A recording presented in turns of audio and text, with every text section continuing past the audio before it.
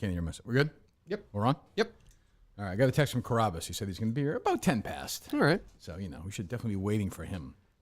Well, he's got something big going on, doesn't he? Sure does. And you know it, obviously. Mm-hmm. Are you happy about it? Me? Yeah. I would term it underwhelming from my perspective. Oh, But I think for him, it's a big deal. Oh, good. Maybe we can get him to announce it here. I don't know. Okay. So, Big Cat's on the call at 10. We'll call him at 10:15. Yep. He has some questions about Jared. Carrabis is back for the first time. He'll know. Since I don't know. He hasn't been here since you started. Am I wrong? Dave? Nope, never met him. Okay. Since Dave started, and so that was when Steve, and then we were gone for. It's had to have been 6 weeks, I would say, 5 or 6 weeks. And you're out on him, right? Oh, on Jared? Well, I mean, No, Matt, absolutely not. you did say something in Madawaska. What did I say? And oh, hold on. We'll play it for. We'll wait. We'll play Jared right now. We'll play when Carrabis is here. Okay, Yeah. we can do that. Yeah. I do want to talk about EEI, but I want to squeeze in and have Carrabis walk in, and we'll do it after we talk to Dan. And I think maybe we'll end the show with Gottfried, maybe? Yeah, I that sounds guess. good. I mean, we could do it maybe with Mike on Monday, then react to it. I still don't know yet. I mean, it doesn't really, it's kind of evergreen. It's not going to really matter if we play it today or Monday. It feels like with those interviews, you just throw that back at the back end of the show, see if people like it. If they want to stay for it, stay for it. If they don't, right? Sure, Dave, whatever you say. I will say this, though, before we get to the other stuff. So EEI, and I don't want to do EEI now. I want to do it later, but I will take care of this before we talk about EEI in the big picture. All I've said is EEI has no creativity, no brains, no guts, no nothing. And then I see my producers completely and totally rip off an idea from an old EEI show. Like just completely, like your show the other day was a total rip off. Total rip off, which I said it was going to be. Okay, no, you didn't. You didn't say it was going to completely rip. You said it was going to be like a producer's wrap-up show. I mean, Dave, it was like... Okay, if I worded it like that, I didn't mean to. I should have been more blatantly... Yes. It's over. Yeah. I figured it would be. Okay, I mean, it's done. Like, that was like... I don't want to ever give them ammunition. Yeah. They could play that. They will never would because they're pussies. They could play that and play their old ones and be like, geez, this is what Kirk's producers... This is who we hired? Yeah, I mean... No, yeah, you cannot give... All I have is ammunition. I don't want to give them any. That's fair. That's Done. fair. I'll give you that. Yeah. Done. Jesus, that was awful. I thought it was well produced. Who cares? I don't care. You ripped it off. I did, but... I mean, total, not even arguable, a total ripoff. And then I got fuckhead over there on the wrap-up show going, I thought that was pretty good. It was pretty, that fucking idiot. Jesus Christ. Well, he liked it. You want to play what Justin said that day? No, I don't. But get him on the mic now. All right. Justin. Why does he just have a mic? Why is it delayed? Because he's listening back to the show, cutting clips, so it's delayed on YouTube, yeah.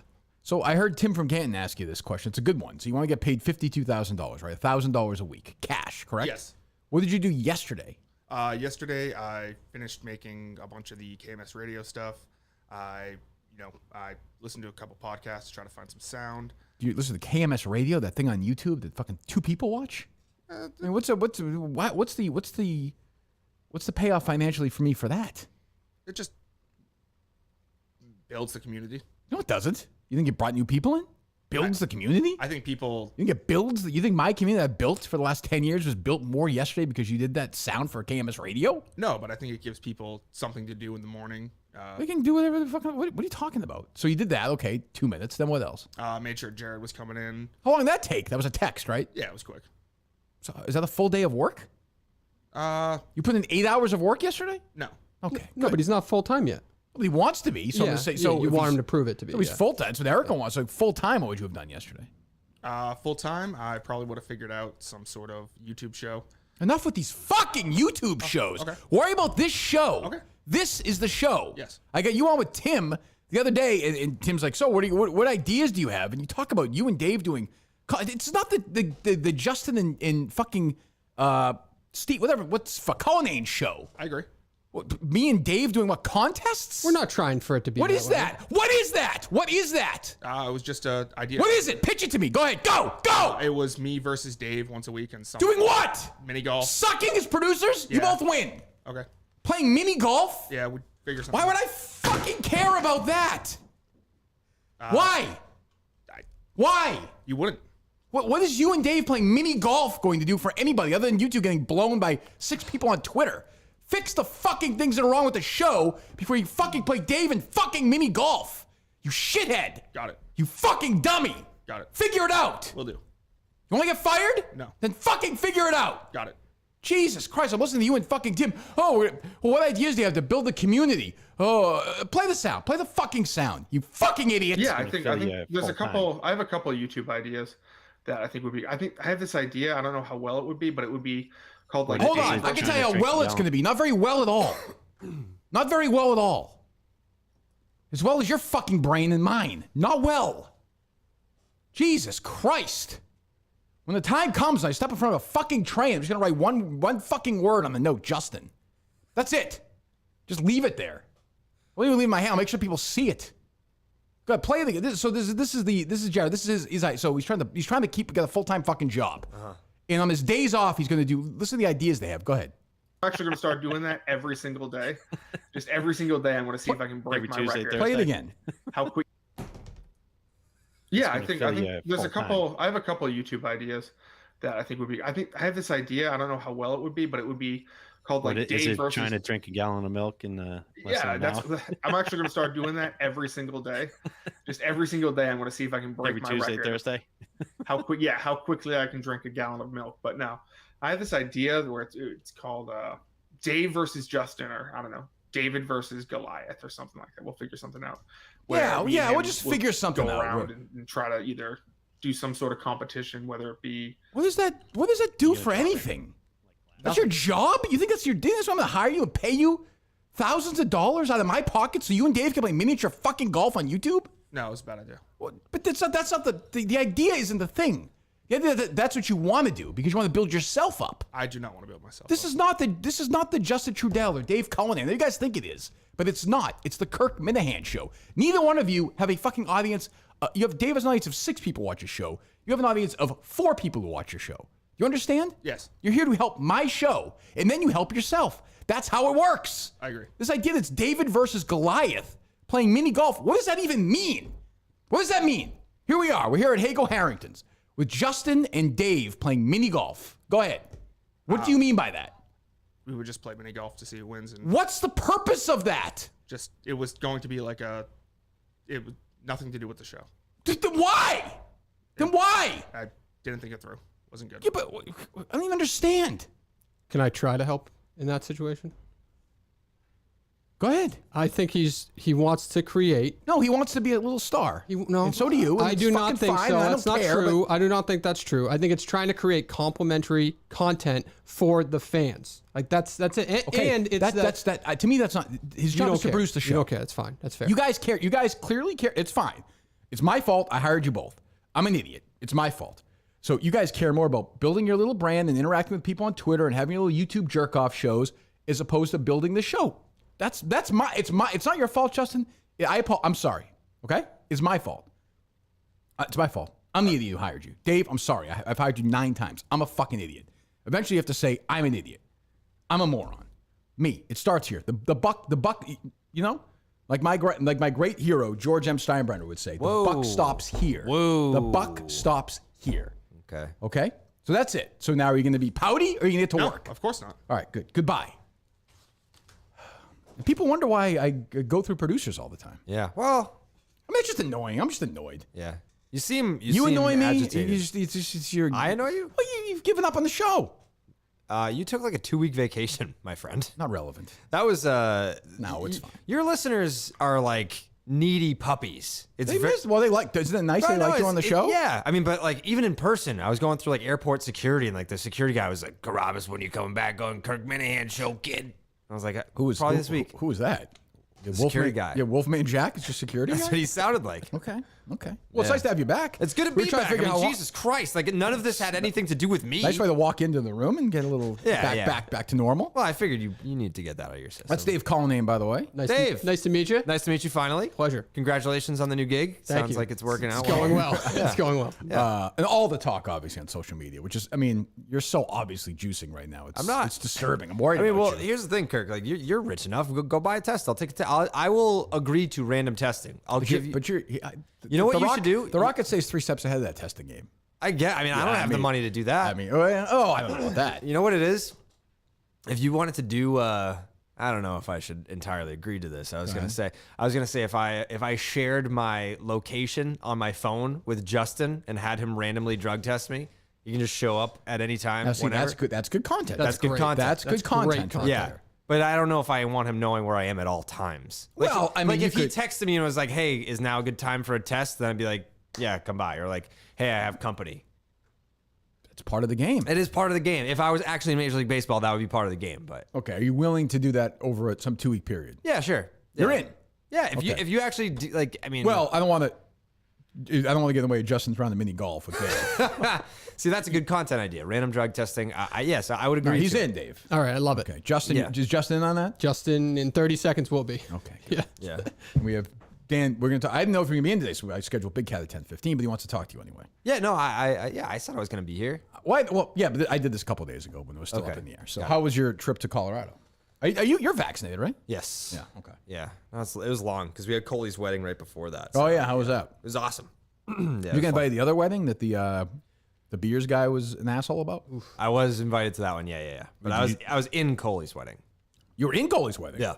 Was any other personalities in there? Nick was there, but you don't know him. He does. I don't know him. He does like he does these T-shirts. Okay. Steve Pearl was not in the wedding. No, he Was wasn't he at the invited. wedding? No. Not invited. No. Oh, Coley doesn't like him. I mean, like they're podcast friends. They're not like real life friends. Gotcha. Yeah, Where was it in Maine? Bumfuck. Well, where? I know Maine. It was like Belfast. I know Belfast. You do? I know Belfast. Oh yes, my god. yes. Yeah, big time Madawaska vibes. Not a bad town. See, I'm a guy who likes a town. We're different. I like a town like that. Sure. I didn't I could live dislike there. it. I could live there. I disliked how long it took to get there. That's it. How long did it take you to get there? 4 hours. I drove 4 hours up Saturday, 4 hours back on Sunday, did Section 10 Flew to Colorado. at midnight, and then flew to Colorado at like 8 a.m. And then we did like the 2 days there, and then it took 9 fucking hours to get back on Wednesday because we had like our flight got delayed. So then, yeah, now I'm here. Okay. And you had the Colorado experience was a good one. Yeah, I mean, I like Denver. I think Denver's like a sneaky, fun city. Fucking 300 miles from the airport to the city. but- Well, I'm sure you must be big into the conspiracy theories. No, I've heard that. No, I'm not a conspiracy theory guy. There's a difference between conspiracy theories and that's- something is very clearly going on here, and You something think the is entire very, government is underground in the Denver airport? I don't know what's going on, but there's too much to explain that hasn't been explained in regards to the Denver airport. Yeah. What is the deal with these new mics? It's a new producer.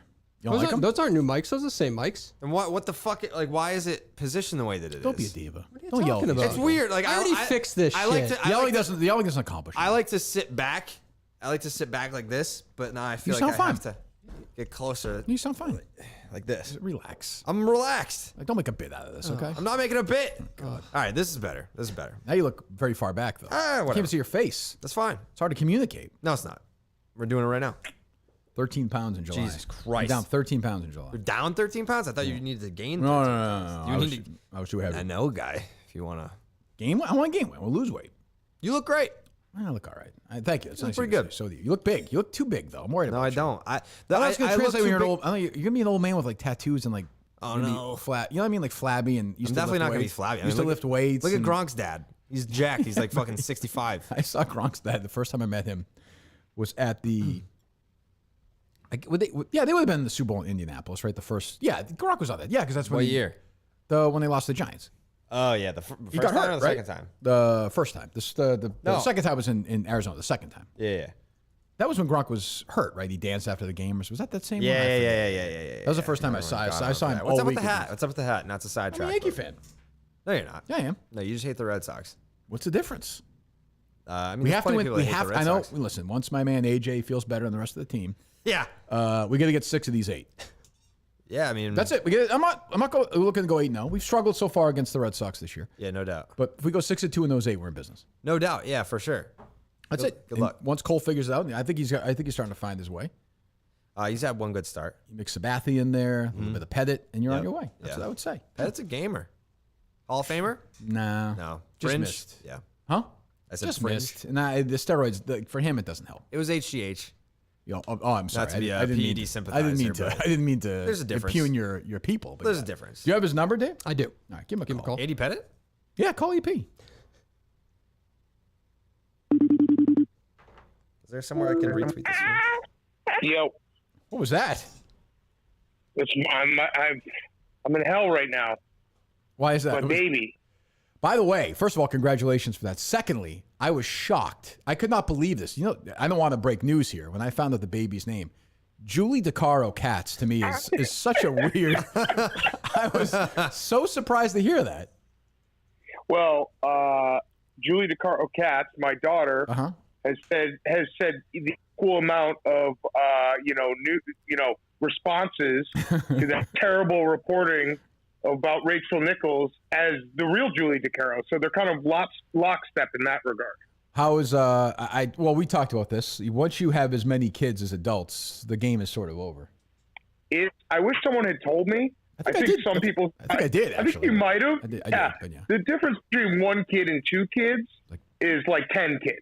I know that probably doesn't make a lot of sense, but it goes from, I think someone put it perfectly, having 1 child is spa parenting. Because you can, like, oh, I'll take the kid, you take a nap, or you go out and run errands, I'll take the kid. Once it's 2, like I'm doing this right now with my daughter sleeping on my chest, and I'm, that's how much I love the Kirk Minihane Show, even though I forgot to mention it that one time, and everyone got mad at me. I mentioned 70 other podcasts. It's not a big deal. I mean, when you were, your response, I actually had no problem with it. Like I actually consider you a friend. I think you consider me. I think you don't have friends. You have people that you hate and people you don't. Correct. And I'm in the category of people that you don't. So no, I consider you a friend. No, we are friends. Jared and I are friends. We're friends.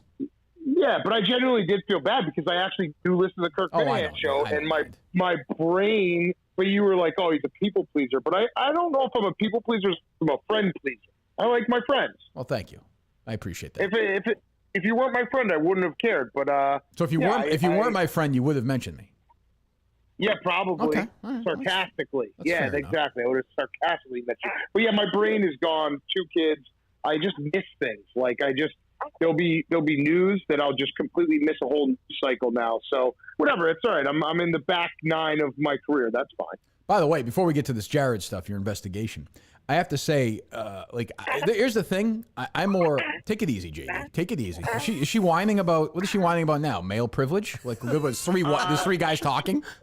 I actually could be the head doctor in Brazil because we just had a terrible case of hiccups that I cured within 30 minutes. So how'd you do that? Whatever that.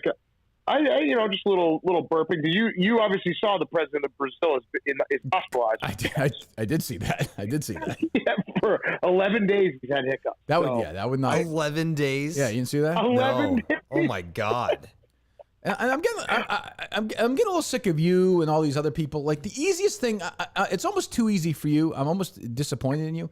Picking on Bryson DeChambeau is so easy that just find somebody else. Okay, listen. I actually admitted I had a come to Jesus moment 2 weeks ago, and I said there's 5% of me that feels bad because I do think he is truly socially awkward in a sense, like he doesn't know how to interact with people. But then he does something like yesterday, and he's such a douche. Like you can't possibly defend the type of guy. Did you watch the match? Did you watch any of that? I watched some of it. I find that I actually find that. I love golf. I find that difficult to watch. First of all, it goes on forever. And Brady creeps me out now. Brady's starting to look like the way the person now known as Caitlyn Jenner looked when she was on the end of the reality show. There's a lot of stuff going on. Yeah, it's definitely a look. And I agree. It's not good. Phil Mickelson was the only one that's good because he actually he's entertaining. Is like honest. Yeah, and entertaining. But Bryson, he genuinely does not know how to interact with people. He's weird. So there's a small part of me that feels bad, but then he does something like yesterday where you tell a guy who, his head rep at Cobra was like, this guy's a fucking asshole. Like, we worked around the clock for him to try to make him happy. I think the quote was, Bryson will never be happy. Right. And he's that type of guy. Well, all right. Well, anyway, so Jared Carrabis is here. He was gone for weeks. Now he's back.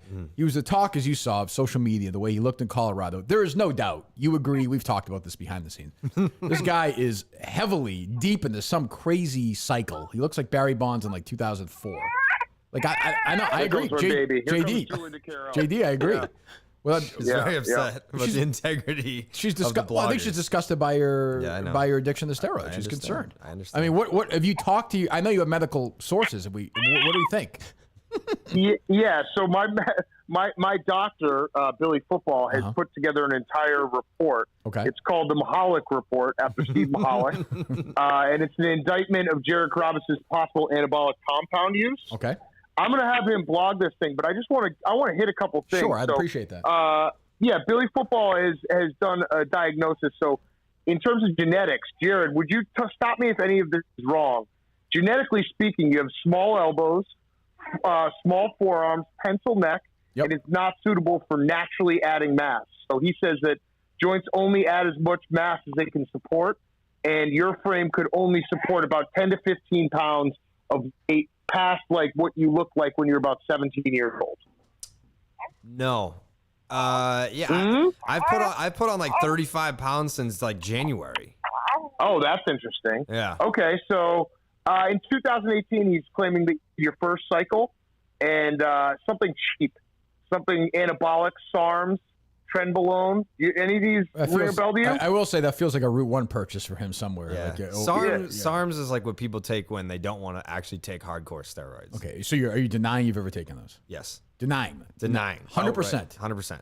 Okay. Ever? So you know about SARMs, Ever. You know about it. Yeah, I know about it. Yeah. Ever. Yeah. Ever? Ever. I've never taken SARMs. No. Okay, you've taken steroids. In 2011, I took D-ball. Okay, continue. Interesting. Continue. Dan. Yeah. Okay, Trenbolone. Stop me when you haven't heard of any of these. Trenbolone. I've heard of acetate, it. Nope. Pro hormones. You know a lot about steroids for a guy who doesn't take steroids. I'm a baseball guy. That's interesting. Fair. Okay, so the after your first swell up in 2018, this is now Billy's my words, first? not mine. This is Billy Football. Yeah, your report. You should read the report. This is a terrible report. Yeah, read the report. It's the Mitchell report. The first swell up was like 2012. I mean, again, your issues. Okay. It sounds like it was with Billy. Yeah. Okay. Yeah. Continue. All right. So he says that my doctor quotes, Jared shrinks down to a Rachel Maddow lookalike, deflated arms, around Red Sox World Series run. Traveling is not conducive to continuing a cycle. Well, that would be true. That's very true. Yeah. It'd be very hard Okay. to maintain. So would you say so far in this report there are more truths than lies? No. Yes. No, I wouldn't. Yes, I would. I'd I agree, would not. Kirk. Yes, I would. I'd agree. All right. Well, you just got outvoted 2-1. Okay. So he has another. It looks like I think you're with. I don't know who you're with in this picture. Lack of natural testosterone production causes estrogen buildup. You exhibited coned nipples and love handle development, which is both common for someone who's coming off of steroids. Interesting. How's your nipple situation? Pretty good. Yeah, let's see your nipples. Show your nipples. Are you a nipple guy? Like in a picture, will they protrude through a shirt? No, I have like tiny nipples. Oh, is that right? Yeah. If you have nothing to hide, Jared, you'll show your nipples right now. I have nothing to hide. I could see his So nipples have you through his show- shirt. They're like dimes. They're not big. I would call them average size nipples. They're below. Are they average. coned though? Are they Kirk, coned? Are they coned? Are they coned? Well, let no. me see. Let me see one of them. It's a big deal. No, they're fine. They're kind of lovely. Thank you. Okay, let me ask you this: and were they at one point coned? Because this is where we get to the That interesting part. I can't answer. I would not answer that right now under oath. But I would say, gun to my head, I would say probably not. Yeah, I got clean nips. Probably not. Okay. But I don't know if he did nipple manipulation. That's not easy to say. Yeah, that's true. I don't. Yeah, I- that's Rock did true. that. The Rock did that. yeah, The Rock. That's why he wore a shirt for a while. Yeah, right? yeah. Yes. Yeah. Side note: I probably need that because I have pepperoni nipples. Oh, you do? Okay. Yeah, they're huge, silver dollars. Susan B. Anthony's. Well, I mean, that's. Yeah, no, they're huge. They're enormous. All right, so Jared, now I don't want to get into the psychological stuff, but you have been open about, bouts with anxiety, whatnot, If right? you can't go to the gym, he gets sad. Right. The That's Jared that's the Carrabis. word. The Jared Carrabis. Yeah. Yeah. So this might be interesting for you to know. So due to pituitary shutdown, receptors that were previously overstimulated by steroid use are now understimulated, causing anxiety. Right. So this all kind of lines up timeline wise, right? No, because I would have taken Yeah, them in 2011. No, but you had anxiety in 2019 after you stopped doing steroids in 2018. Your pituitary glands stop, the receptors, you start getting anxiety, you move back to Boston. I think this all kind of lines up. But that's also, so I would be smart enough to know that when you take steroids, your body's natural production of testosterone stops because it's like, oh, you're all set, you got this. And then that's why Manny Ramirez tested positive for a women's fertility drug, because that's what restarts the body's natural production. How much did you weigh in January? Like 160. So you're about 200 right now? No, I'm like 190-ish. 190-ish. So you That's put on a lot. 30 pounds, and you're what, like 5'6"? 5'10". 5'10"? So you put on 30 pounds of muscle. I mean, I'm sure it's not all muscle. I'm sure there's some in fat 7 there. months? Yeah. I mean, that is, as Harry Minihane would say, that is sus city. And working Sus out every city. single day? No, only 4 days a week, Monday through Thursday. Oh, that's weird. And how old is how old is Harry Minihane, Dan? He's 14 now? he's 27. He's 36 years 27. old. Yes, he is. My boy is 36. Go ahead. All right. Jared's previous anabolic use most likely caused him to seek out testosterone therapy, Right. as his body did not produce sufficient amounts for physical and mental health. So now he's on something called TRT. TRT and HCG allow for a normal, healthy life after steroids. Expensive, but not as expensive as HGH. Will most likely be on this till he dies. Now, side note, when I asked Billy to create this report, I said to Billy, I said, hey, what steroids do you think Jared's on? And I couldn't even get the question out of my mouth. He's like, oh, he is definitely on TRT. Right. I know the look of it. It's no doubt in my mind. So I've heard that too. Yeah, I mean, he is a scientist. He has 3 frogs, a dog, and a hedgehog. So he's got a little bit of a laboratory at his house. Okay. So I don't see. I'm gonna have him post this. I don't see where. I don't see any. There's a flaw. I see right. no legal. No, medically, I think you're clear on this one. Yeah. Yeah. Right. So Jared, what do sue you? him? Do you care to? What's that? Could I sue him for defamation? Yes. Well, no, you would sue. You would be suing Penn or Barstool. Okay. Yeah. I mean, you could sue. Yes. I think yes. Okay. Yeah, I think so. I think All right. that's Well, probably no, worth it. actually, I think you can't sue him because the last slide, which I forgot to mention, is counterpoint. So every good argument has a counterpoint. Okay. Counterpoint. Jared can only put mass on his arms, and that is the only place his body puts mass. That's a He does direct have quote. little legs. I don't know. Yeah, I have no, because I don't do legs. But But that's also not true either. Like, Wait, what do you mean? Do you don't have little legs? no. That I only have mass on my arms. That's not true. Well, Yeah. continue. Tell me more about where your mass is located. Shoulders. Well, Well, it's this arm Chest. family. Okay. Yeah. let me repeat that sentence just so everyone knows the scientists we're dealing with here and Billy. Sure. Jared can only put mass on his arms, and that is the only place his body puts mass. That's true. That's the only place my body puts what? He doubled down. He doubled down. So and then he said, so he just works out arms and chest and eats a ton, and that's probably why he looks like he does. And then finished the whole report with, probably not though, because his genetics were pretty shitty in the first place. That's pretty true. Is that true? Oh yeah. Yeah. My genetics are terrible. Awful? Yeah. I didn't know that. Okay. Well, what do I know? I mean, look at me. I don't know if Fine. you guys realize the counterpoint there had a counterpoint inside the counterpoint. There was a lot of counterpoints going on. The probably not was an interesting move. Yeah, he counterpointed his own counterpoint in the counterpoint. I don't see a lot of probably nots in medical journals and statements like that. So, in conclusion, probably not. Okay, well, but that's okay. Well, fine. All right. Would you have anything you want to say to this whole thing, Jared, or no? Dan, so before you came on, I agreed to do random drug testing with intern Justin. Oh, I love it. Yes. I love so it. I was like, for a period of time that we've yet to agree upon, I'll share my like iPhone location, or he can like text me and be like, hey, can I drop by? And then he can random drug test me. I like that you're like, I'll share my iPhone location. Don't you only go like 2 places, right? Yeah, I'm either at the gym or at my apartment. Or a Kowloon? Right. Or at right. Kowloon or Fenway. Yeah, There that's you it. go. Yeah. All right. Well, I'm going to have him post this, and we'll see what the reaction is. Well, I think this was important work. Yeah. It's about time this was done. Hey, you look so big, Jared. You know Yeah, you did. but I said that like the ESPN picture, for whatever reason, like that was warped. Like I'm not that big. There was No, I agree. You look bigger. I would agree, Dan. He looks bigger in those pictures. Looking at him now, he looks waist, like not waist, you know what I mean? Like significantly smaller. Yeah, like I don't look like fucking Roman Reigns in real life. Though, in No. fairness, on camera right now, you look pretty big. Like the angle of the camera right now, you look big while you're talking. Well, about he this. likes that. Yeah. I mean, I don't He wants that. I'm just sitting here. Yeah. Huh. Yeah, but I think I looked at those pictures and I was like, Jesus Christ, that was You absurd. loved it. You loved it. No, I was like, that's absurd. Well, what's wrong with that? And, Go ahead.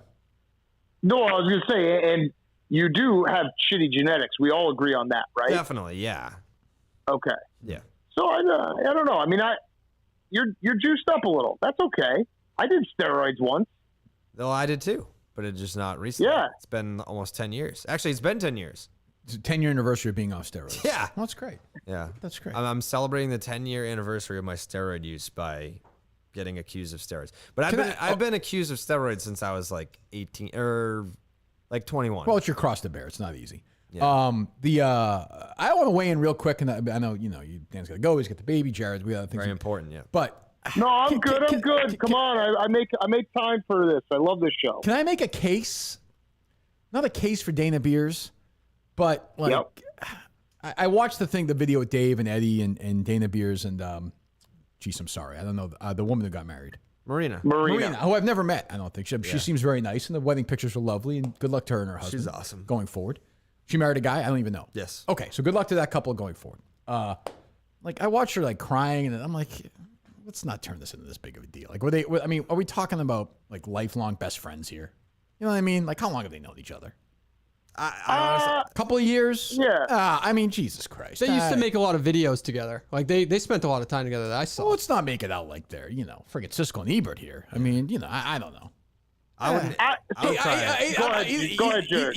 I'll put it this way. He handled it very poorly, but I feel like the pile-on here, and this is how we do it, a $50 reaction to a $5 crime.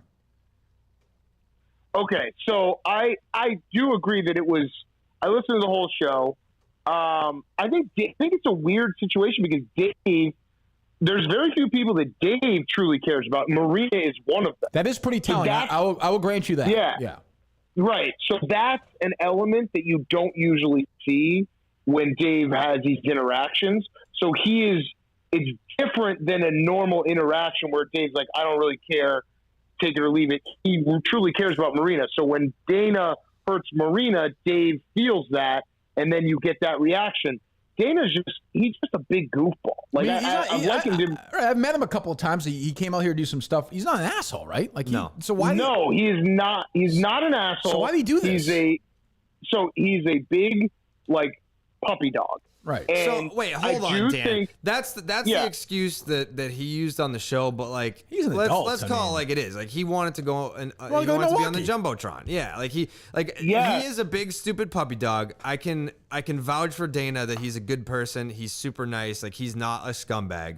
But at the end of the day, he was faced with a choice: do you go to the wedding or do you want to go on the jumbotron? And he picked the jumbotron, Right. which is just the wrong all call. right, Well, I don't know but about those are two different. Those are two different things. I'm talking about the jumbotron was a scumbag thing to basically something so publicly when you said you couldn't go to the funny. Yeah. couldn't go to the wedding. I think the puppy dog part is when he was explaining that he felt so much anxiety because he wasn't going to go to the wedding and he didn't know what to say to her. That's just like you're a child. You're a puppy dog. Like you don't understand He's human almost adult 30, interaction. though. Like, come on. Jared, you know our company. I know we are that. the island of immature misfit toys. But if like the we Red have a Sox bunch of were like, man hey, child. we're gonna put you on the jumbotron, or you can go to Coley's wedding. I'm going to Coley's That's wedding. different, though. That's different. That's How? different. But you're an adult, Jared. Like you actually are an adult. I'm like 2 years older than him. Yeah, but there's two. I'm talking maturity. I'm not that mature. He's not that mature. There's two. You're more mature than Dana.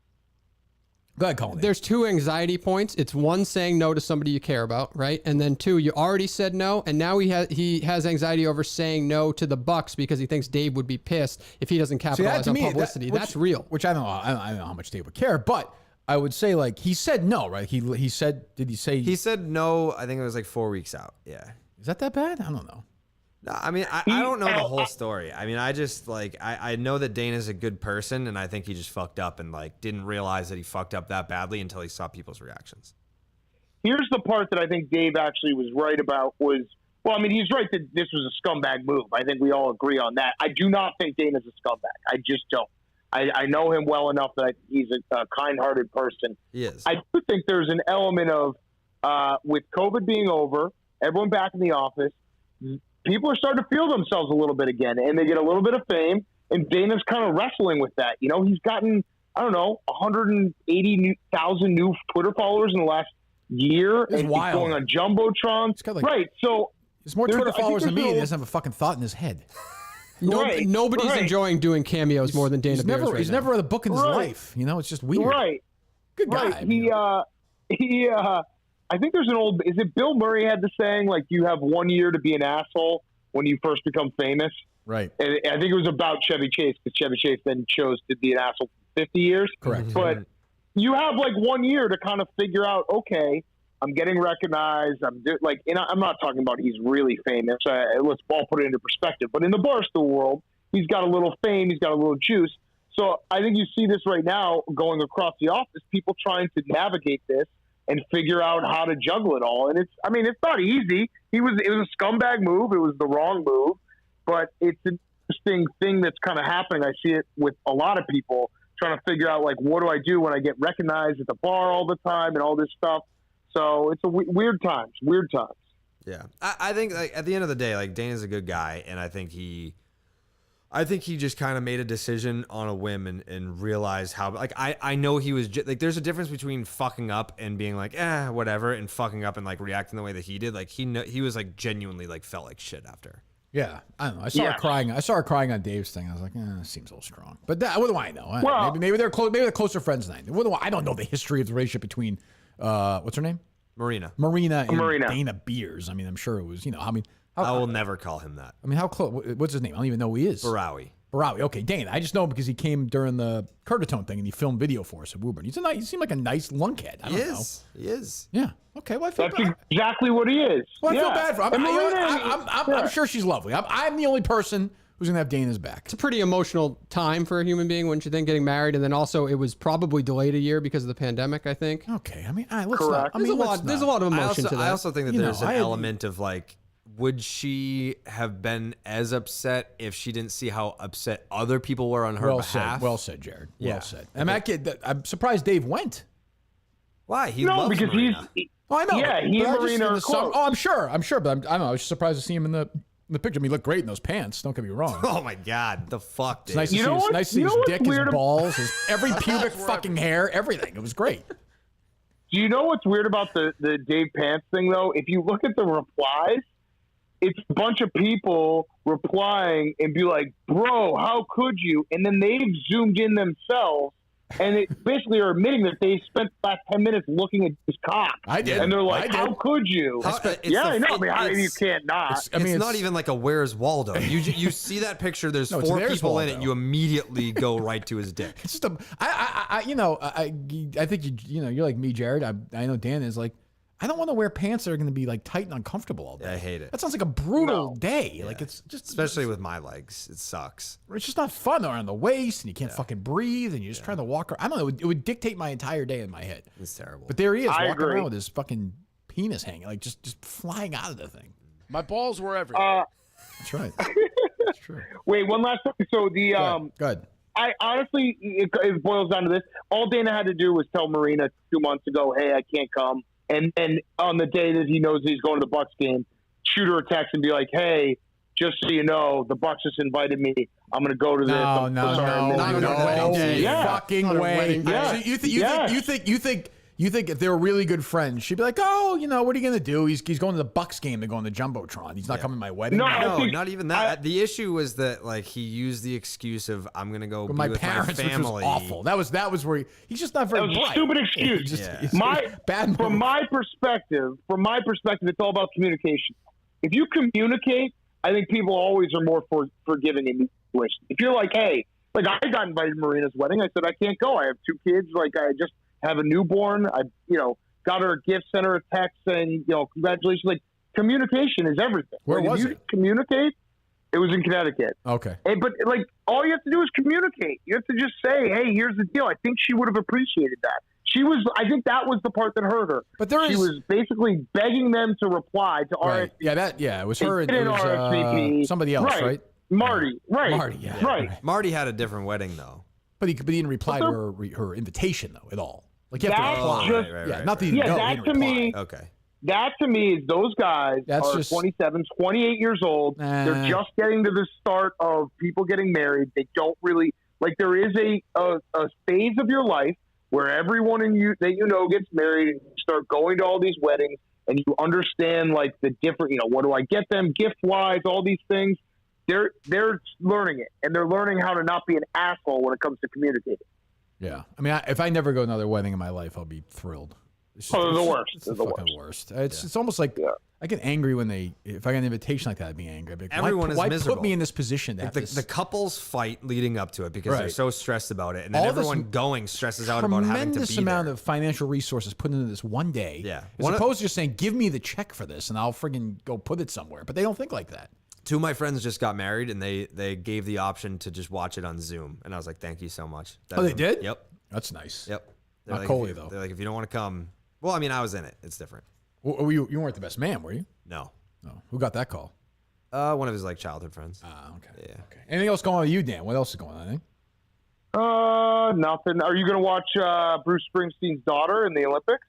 Oh yeah, and as I've said, when Bruce was writing songs like Factory and Atlantic City and stuff like that, he was thinking about the world of equestrian and horse jumping. Yes. Well, I mean, it's got to be weird. I think it's gonna be weird going through life when your last name is Springsteen. Yeah, like that's not like Neil Young's kid's last name is Young. Like you can be okay. If your last name is Jagger or Springsteen, everyone's like, how many Springsteens are there? I've never met one. Neither have I. By the way, I've never met one. I'd like to, but I've never met anybody with the last name Springsteen. No, it's got to be strange. It's a good point. It's a good point. But I am dreading this. I mean, I wouldn't watch this Olympics if you paid me $1 zillion. I don't care about it. No fans really. I don't know if I can go back to that. Like I'm not a big Olympics guy. I watch it because I like to, just watch whatever's on, sports on TV. But I'm not. There's a few events that are cool, but without fans, it's really gonna suck. Is there baseball? Yeah. No. Yes. Ooh, there is? Yeah. Like who plays for the U.S.? Just college kids? They're minor leaguers. Oh, there are? Yeah, like one of the Red Sox top prospects is gone. Are they? And you see they're putting the medals on themselves. Like they're not screwing around with this thing. Like it's like they're not even having people put the medal. There's no one's going to be around these people. I mean, I'm sure this is like wildly off topic, but like LA County fucking shut down. Yeah. No, get ready. Yeah, the numbers are going up everywhere, and the media. I don't want to get into this, but the media wants this to happen, so they're ramping it up. I wouldn't be surprised at all if there's shutdowns in this state in the next couple of months. At all, wouldn't surprise me at all. And there are a very large group of people that are actually wanting there to be shutdowns again. Of course, yeah. Because it's like they love this, because they love like the structure. They love. Listen, hardcore liberals like the government getting into their business all the time. Right, it's guys, crazy. Yeah, guys like you, Dan. Yeah. Yeah, right. Guys like me. I'm the biggest liberal ever. I had to give Steve. I had to give a Steve tribute there. I had to jump in. Yeah, no, that's true. That's true. Did you get to talk to Steve before he departed, or no? Did you text him goodbye? I did. I texted him goodbye. He actually texted me. He had a couple ideas, content ideas, but then you guys had. I don't want to say falling out, but a little bit of falling out. So I kind of removed myself out of loyalty to you. Ideas. Yeah, I mean, that's the word you emphasize. You don't emphasize falling out. No, I mean we didn't have. No, Steve and I are fine. What? Okay. What ideas? This idea about his traveling around the country thing?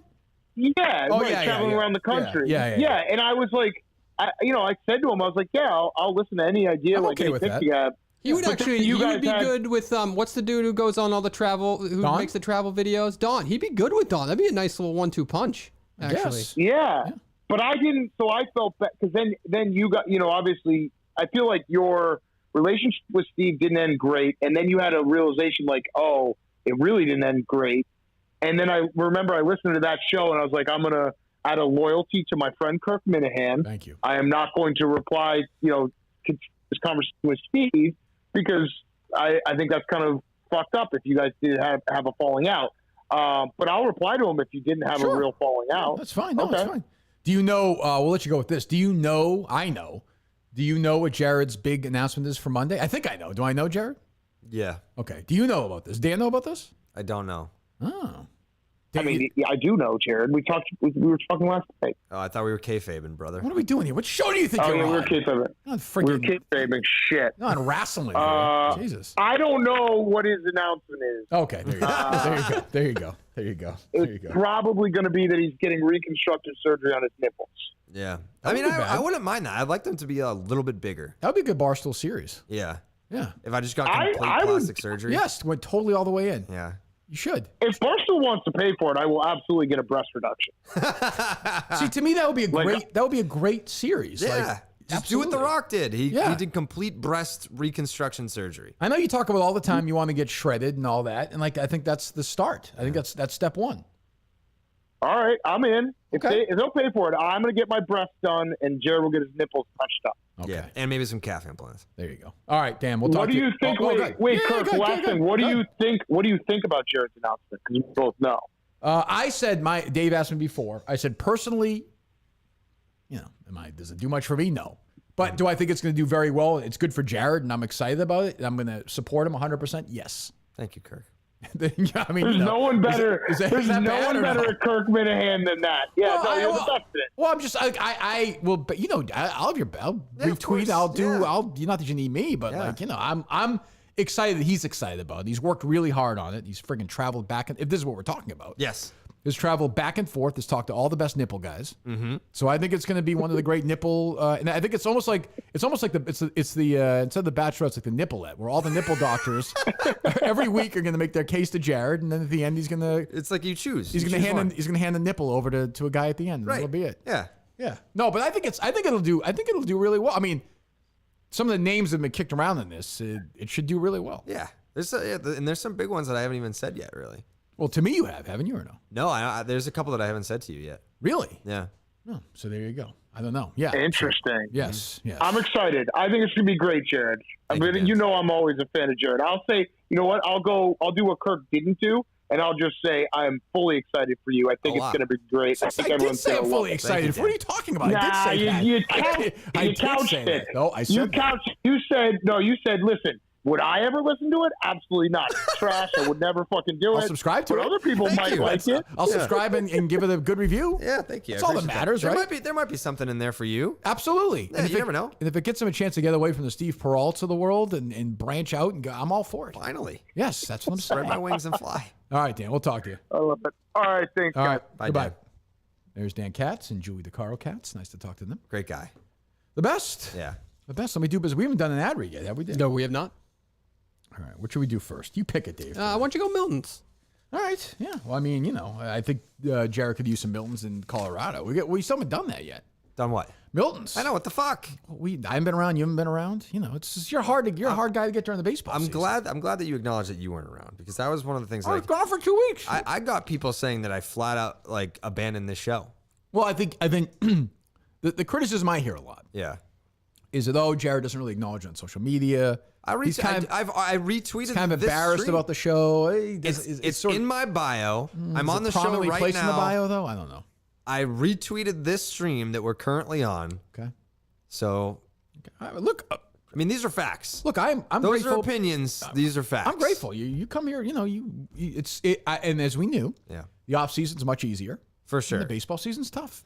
Well, I mean, yeah, you're and literally most of the time- literally tweeting out every single. I haven't muted you yet, but because every once in a while you'll have a good tweet, like when you fought back and forth with my boy the other day. What's his name? Who? The lunatic on Twitter. Dan. What was his name? There was some guy. You were Becker? The one your necklace is wearing. Yeah, that guy. Going, that's why. What a that's, fucking asshole That's that why I guy still is. follow Jared, but you highlight every single play in baseball you're tweeting. Not the every. guy. Just You know what I mean? Yeah, but nobody it's a lot. else is doing that. Like that's a big. I know, deal. but I got to follow the guy because he's my buddy. But true. it just drives me nuts. I'm sorry. So then it's Mix in some golf. I could. I'm just saying. Yeah, I don't sure. know. Anyway, Social Plaza. You should have worn a nice Milton suit at Coley's. Did you have a nice suit? Oh, you had the you have to wear the same suit as everybody else. Yeah. How was he during the wedding? Was he nervous? Was he okay? He was emotional. Was he? Yeah. That's nice. He's a big softie. His wife's a nice lady. Yeah, she's Oh, super good. nice. I was there the night that they met. They actually met when we had those World Series live streams outside Fenway at that bar. And In 18 or 13? 18. Oh, this is a quick, sort of a quick Yeah. Yeah. I mean, yeah, when you know, Kirk. They have 2 kids, right? They have 1 kid. Oh, do they have kids? I don't know. Yeah, Okay. they There have you go. 1 That's- kid. Okay, that's why they got married. All right. Yeah. Okay. How old's the kid? Like 1.5-ish. Jeez. Right to it. Yeah. Good for him. Firing it up. When you know, you know. Big wedding? No, it's pretty small. That's nice. Like in a barn type thing or no? It was like right on the shore. Like the backdrop was the water. And then, nice. After the ceremony, the wedding party got in like a pretty nice boat. And, Yeah. They just rode around to go to the. Oh, did Erica showed up. Erica was there and Nate was there, for Barstool people. Who's Nate? Nate? Yeah. Which one's that? Poker. Right? Oh, we had him on once, right? Probably. I think he I don't hated us or something. I forget. I have no Nate. idea. Yeah. He's okay, right? Yeah, he's a good guy. Did you get to see with the Barstool people because you're at Barstool or no? No, I was like at the. Oh, you're at the head you're at the table. Yeah. Did you go solo? Yeah, I did. You went solo. I went solo. Stag. But did the Rocket go back to his room solo that night? The Rocket went back to his room in Saugus that night because I had to podcast and then catch a flight the next Game morning. never ends, does it? Never does. It never ends. Nope. Chestnut Hill Square, Chestnut Hill, Social Plaza, Braintree, Milton's, the original sponsor of Kirk Minihane. Not just the show, not just the case, not just Justin and Dave playing mini golf, not just any of that stuff. It all started with Milton's, my first and most loyal sponsor. I love these guys. Get there right now. Buy one, get one free suit event going on right now. All these weddings, we're talking weddings. Go to miltons.com today. Do you want to make the announcement here? I saw a lot of people were tweeting me. That, by the way, that was Dan Katz that just texted me asking me if it's okay if they post that report. I don't care. It's funny. Give me legal consent. Okay.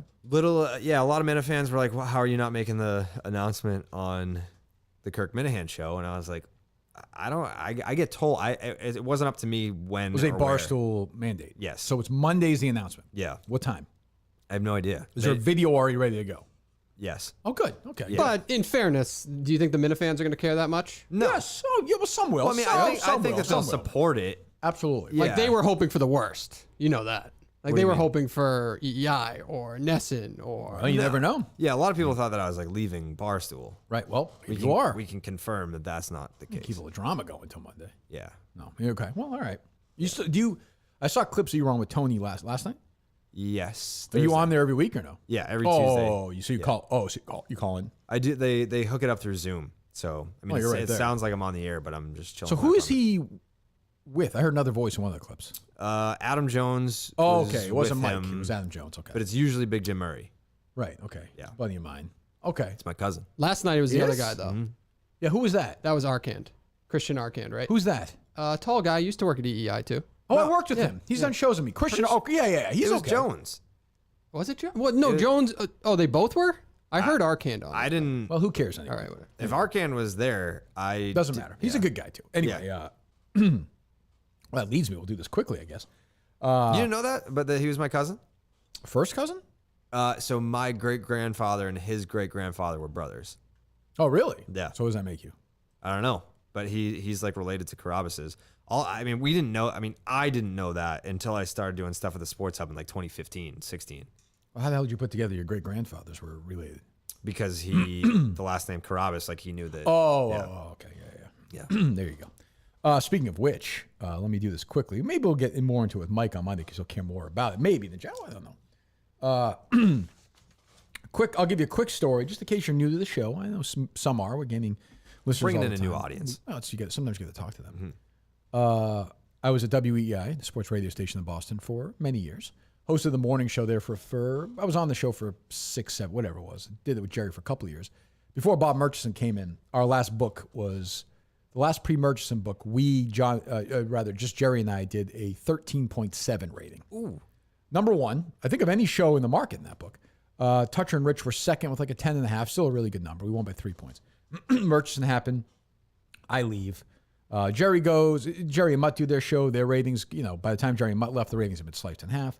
They're even lower now. But this last ratings book, I don't know if you saw it or not, is like, in nobody's writing, like, this is incredible. What was it, like a 12-3 or something? No. Well, 98.5 and 25.54. The station did a 15.2 share. Ooh. Here are the shows.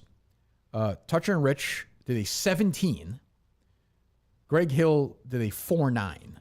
So again, 4 years ago, we beat them by 3 points. They're now losing by 12. Zolak and Bertrand did a 15.6. Andy Gresh and Rich Keefe did a 4. Felger and Maserati did a 19.5. Oh, shit. Kiss 108 did a, WEEI tie with Kiss 108, 25 more men. Kiss 108 FM is literally geared toward, I know Matt Soccer Siegel, moms. he's a friend. They're geared toward women. Yeah. 18-year-old girl. Yeah, Like 18-year-old culinate. women. Like Yeah. it's just, they play, you can go look up the last 10 songs they played, Dave. You know, you can go do that. Oh, yeah. It'll be whoever. I don't even know them. Yeah. And I feel like it's like soccer moms driving around to play music for their kids. for their Kiss daughters. 108. Yeah. Yeah, that's- Olivia Rodrigo right now, TikTok star. You Right. know, Yeah. shit you don't know. I don't know. And I can't even articulate, first of all, how much of a beating this is. It's like, I'll put it in Jared's vernacular. This would be like a 26-2 baseball game. Ooh, wow. Like it's that bad. Like it is, you can't even. What do you attribute that to? Besides like the quality of shows, but I feel like are people, because of the market shares, people are not obviously listening to radio stations that Well, I just think play music anymore. Right. Well, I think the cume in total is down anyway. I think Yeah. because, every day somebody's leaving to go listen to something like this or something like you or something like, whatever, 5 million other options now. But the shares are still the same. I think I can't really understand why 98.5's numbers are so high. Like Felger is doing a 20, which is no radio station in a major market in the ball has ever done anything like that. If you were to guess, like how many average listeners do they get a day? A couple 100,000 maybe. Like Felger Maz? Yeah, probably. I think 300,000, I guess. But I do think the residue of me leaving. I mean, it's not. These are just numbers. It's just the facts. Me leaving. Not just that, but what it represented. What it represented was they gave in to Murchison, they gave in to the Globe, they gave in to the Red Sox, and people just said, I'm not going back to this. Like, I don't trust these guys. And then the product they put on, you put on Greg Hill and Rich Keefe and Andy Gresh and, like, Glenn, who I like, is 70 years old, and Lou and people have said, we are not going to listen to you anymore. And I don't know at what point, I just don't know what the line of demarcation is for EI to say we can't do it like this anymore. I mean, maybe they're making money. I have no idea. Maybe they're making a little bit of money. I know Jerry talked about this too. One of the last meetings we had was with Tim Murphy, scumbag, who I texted, and he didn't respond, but I just laughed at him. I sent him all the ratings, like, you're a fucking loser. Yesterday? 2 days ago. 2 days ago. I think, yeah. He sat down with Jerry and I before I left, before I got out of there. He's like, you guys don't understand. We don't care about ratings anymore. We don't want to get in trouble. We'd rather finish in 8th place with no trouble than first place like you guys are with all kinds of trouble. Seriously? This is the second right guy in the company. And he's still there. He's still there. Interesting. Yeah. We call him. He won't answer, I don't think. Even but- if that was true, you don't tell your talent that because you want them to be competitive, don't you? Well, but I think we were already so far down the Murchison line Yeah. that they weren't even thinking like that. But I said to Tim, that's great. I said, I don't have trouble bonuses. I have ratings bonuses. Yeah. And big ones. Like, you want to just, I said to them, and I wouldn't be able to do this, but I said, if you give me every bonus dollar right now for the rest of my contract, then fine. We'll keep it on trouble, yeah. But I wouldn't have been able to do that. But it didn't happen. Let me see. Let's see what he has to say. He won't answer. That was a wild He time won't have in my Boston number. sports radio I'm history. sending you your number. Yeah, no, that's what I mean. So he might answer because he doesn't have my I number. got you. 1 second. What with us and those guys and stuff? Yeah, Crazy. there was one point 1 second, Dave. where like Toucher and Rich, like it was kind of like when WWE and WCW were crossing over at one point. Right. Like for the longest time, the two stations never acknowledged each other.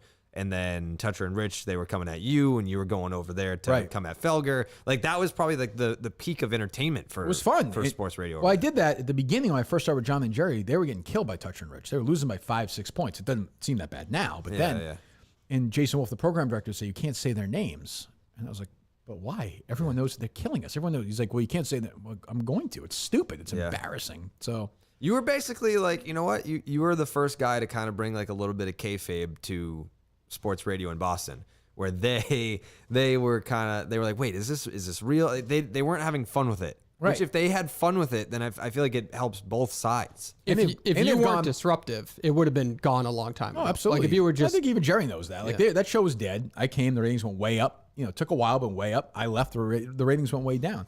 And guys like Chad Finn will never write about it. I saw people tweeting. Most people that were supportive, but some were like, "Why do you keep doing this?" I tweeted, I was like, "Because I fucking hate them. Like I'm not going to stop doing this. I'm going to be petty about it. Why wouldn't I be? Why not? Yeah.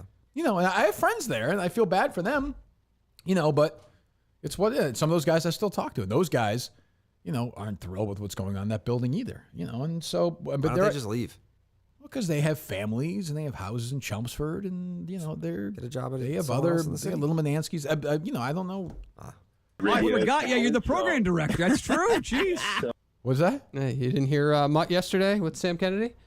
I felt bad for. There's nothing Mutt can do about it. He's filling in for Greg Hill. What is he going to do? Yeah, right. But it's a bad look when they have Sam Kennedy on the day after. But at least he's trying to be self-deprecating about it. He's having fun with it to some extent. I guess, but it's an incredible story. I mean, it's amazing, and these people still stay. And the guy in charge of it now is this guy Tim Clark, who is a typical. We asked him to come on, right? We did. I left a voicemail. How'd it go? He no response. He did not get back to me. Typical radio Johnny shithead, blankhead, nothing.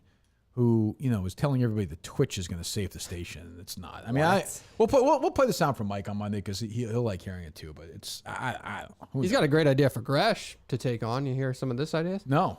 We have in many of our markets, the Humane Society comes in once a week with a dog or a pet that that is up for adoption, and the Midday Jock takes a picture with the dog of the week and posts that on Facebook. I get mad. I get so angry when I hear this. Like I built that fucking place back up. And now you have the guy running in charge whose ideas, Andy Gresh, taking a picture with a fucking dog. Yeah. When I'm in my car, I'm like, oh, this show sucks. But the guy took a picture with a dog the other day, so I'm going to listen to it. Yeah. And support the advertisers. Jesus fucking Christ. I don't know how you help that problem though, because I feel like they've done it. Who is the dude that totally flopped from Pittsburgh? Tim Salk. Okay. No, I'm sorry. Yeah, Tim no, Benz. Tim Benz. Mike Salk's the guy who flopped from Seattle. Yeah. I was thinking of Salk though. Yeah. So they bring in people from other markets to try and be like fresh and new, and like this guy's brand new. Check him out. That doesn't work. And that doesn't work. And then they bring back someone like Gresh, and they move Dale. What's his name? No, the morning guy. Where? Which our station? Yeah. Greg Hill? Yeah. So they bring in like Greg Hill, and it's like he's a familiar face. Yeah, but those guys stink. Like that's what I'm saying. Like nothing works. Like who's out there that could just? I sound like an asshole. There's only one. I'm not saying this. There's only one person who could go to a show right now in Boston and would go to number one right away. Kirk Minihane. Me. Like that's not even. If I went in the afternoons at EI, and I never would, and they let me pick my show. Like, would I beat Felger Maserati right away? No. Would it be damn competitive after like a year? Fucking yes, it would. Yeah. Of course it would. We're going to say, Dave. But even in that situation, like you're popular with the crowd and you're making the other shows better. You're telling people to listen to Dale and Holly. You're telling people to listen to OMF, which helps the entire station. Of course, the numbers when you're gone, they're fucked. There's no way to come back from it. That's it. And I do think a lot of people when I left, and even some when Jerry left, were like, nope. These guys, they bowed. They fucking gave in. We're good. We're all set. Well, Jerry's was loyalty. Yours was like absolutely disruption. Yeah, well, I think I have a pretty loyal fan base. Yeah, I dragged him over here with me, and I drag him over there. Like what's crazy? How many fucking people like come up to me in public about your show? That's great. It is great. If you could handpick one person in the Boston media market to co-host a show with, who would you pick? Not kind of like you. You're saying like in the radio right now, or no? I mean, you're not going to pick me. We co-host a show together once a week, basically. Normally. You and I. Yeah, we'd be fine. Sure. Yeah, no, I think that we're good together. I But just you need wouldn't. I'm saying like if nobody if can he- be. I wouldn't want anybody to be my co-host. Like I'm done with that. You know what I mean? Like I don't want anybody to be 50%. I mean, like this role. Like there's someone else sitting off to the side. You can pick Blind Mike. You could pick me, but I'm thinking like Boston's outside of this world. They're saying Boston media market. Probably Jim Murray, I guess. You would probably, or Mutt, I guess. You pick Mutt. I love Mutt. Like Mutt's very sporty though. But he doesn't have to be. I just want to have somebody I like being around. Easier to pick on Mutt than Jim Murray. I don't know if Jim's good. I don't know how good Jim would be at that. I can't. But I do think it's time for scenario where that's happening. It's time for Jim Murray to spread his wings, in my opinion. I told him that. Where do you think he should go? Here? No. But I'm just saying, like he's the third guy on the. It's wildly successful. I'm sure he's doing very well, but he must be itching to do more. I would think. Maybe not. Maybe he's happy. I don't know. I'm sure he is happy. I hope he is. He's a great guy. I mean, I'm glad that I'm believing. There's no bigger 98.5 fan than me. He's done all sorts of radio though. Like that's the thing. Oh yeah, he's found a great spot. Yeah, he's a guy that's kind of ventured through multi layers of radio, and I think he'd love podcasting, but I don't know that Sports Hub would. I think he's a radio guy. He's a radio guy, but he could. Yeah. I reached out to him when Steve left. He was one of the first guys I reached out to produce the show. Really? Yeah. Yeah. Said no. He said, well, obviously he said no. Look what I'm stuck with. He would have been good. He absolutely. I think it would have been interesting. Yeah, I think that it would have would've been been great. different. I don't know. But yeah, I'll say this. If EEI wants me to, I'll go in there, fill in for anybody for a day, do a show. Here's the deal. I won't break any FCC rules, but I get to say what I want. 4 hours. Here's what you get. Buzz like you've never had. Right. And the 30 share in that day in that time slot. Mm-hmm. So Minimum. There's the invitation. You know, they won't do it. I feel like most of the people that you made enemies out of have since moved on there. Yeah, I mean, the only person I hate there is Chris Curtis now. Just because he's so disloyal. But there's nobody there I really hate. Like, I don't hate Greg Hill. I don't care. You know, his show stinks, but he's never done anything to me. Yeah. Andy Gresh was always an asshole to me, but I don't know him. Rich Keefe is a 0. And I like Glenn and Christian Lewin. I love them. I mean, I hate management. I thought you didn't get along with Christian. No, we had a fight, but we get along fine. I mean, I never talked to him, but if I saw him now, it'd be good. Yeah. Yeah, I mean, I feel bad for them, but the show stinks. That is funny, but that just proves how it's all ego based with you at least, because they will not. I mean, obviously they're not going to take you up on that offer. No, but it's a smart thing to take up, right? Well, but then you bring Murchison back, so that's the thing. They made a deal with Murchison, so I mean, there's no doubt about that. So that that's what happens. Yeah, I don't hear a lot of national ads or shit like that. I feel like if he goes after people, they'll probably stay. No. Oh no, I don't know. Who knows? Who knows? I don't know. Who knows? Anyway, so it's another terrible book for EI. What else? What else is going on with you? What's going on with you? What's going on with you? Well, let's do IP Vanish first. Let's do that. Virtual Private Network, VPN for short. Super important tool that helps you safely browse the internet. You know what these things are great for? What's that? Blackouts. MLB TV. Oh, is that right? Yeah, the numbers. So blackouts in Major League Baseball are a motherfucker Well, it's because the whole issue, right? people pay extra money for MLB TV. And it's like if you bought MLB TV and you wanted to watch the Red Sox, which I know that you don't, say you lived in New York and you wanted to watch your Yankees, you couldn't do that. So you use a VPN. Now you can watch it. So why do they do that? I'm not saying the VPN, but I'm saying why do they make that deal? Why is MLB? Why can't you watch it? It's the worst. The blackouts are the worst. But still, I think this year, the first half of this season, the MLB TV streaming numbers are the highest that they've ever been. I bet. Jeez. So that just means that people are watching a lot of out of market baseball. But if you want to watch your team, you need a VPN. Well, it's America's pastime. It is. It's a grand old game. It's on the up and up right now. You think so? I do. Feel better. Some of these stars, spoke the language. Oh These God. interpreters. I threw a video out there. Did pretty well. I saw that. Yeah. I saw that. IP Vanish provides an encrypted connection for all your internet traffic, helping to prevent websites, providers, and even hackers from intercepting your data. Get started right now, and you save 65% off monthly and annual subscriptions. Is that right? 65%? It is.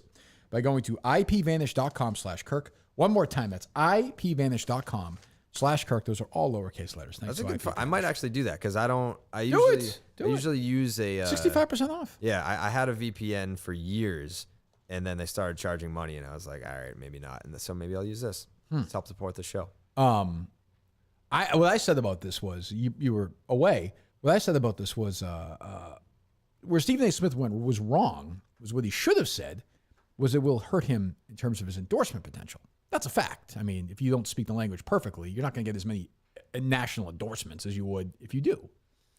I mean that's just simple. I mean that doesn't. I mean, there's nobody like Harry is like likes baseball. He's not going to be like, Dad, I don't want to go to the game because the guy's an interpreter. That's a stupid argument. For sure. I don't necessarily agree with the endorsement thing because it's not like the 90s anymore where like there was corny commercials where you're like, I'm Michael Jordan and like I wear Nike. I guess. Like if you could do a commercial with Shohei Ohtani where he's just like hitting bombs and throwing fastballs. Well, where are they? And he doesn't have to say a word.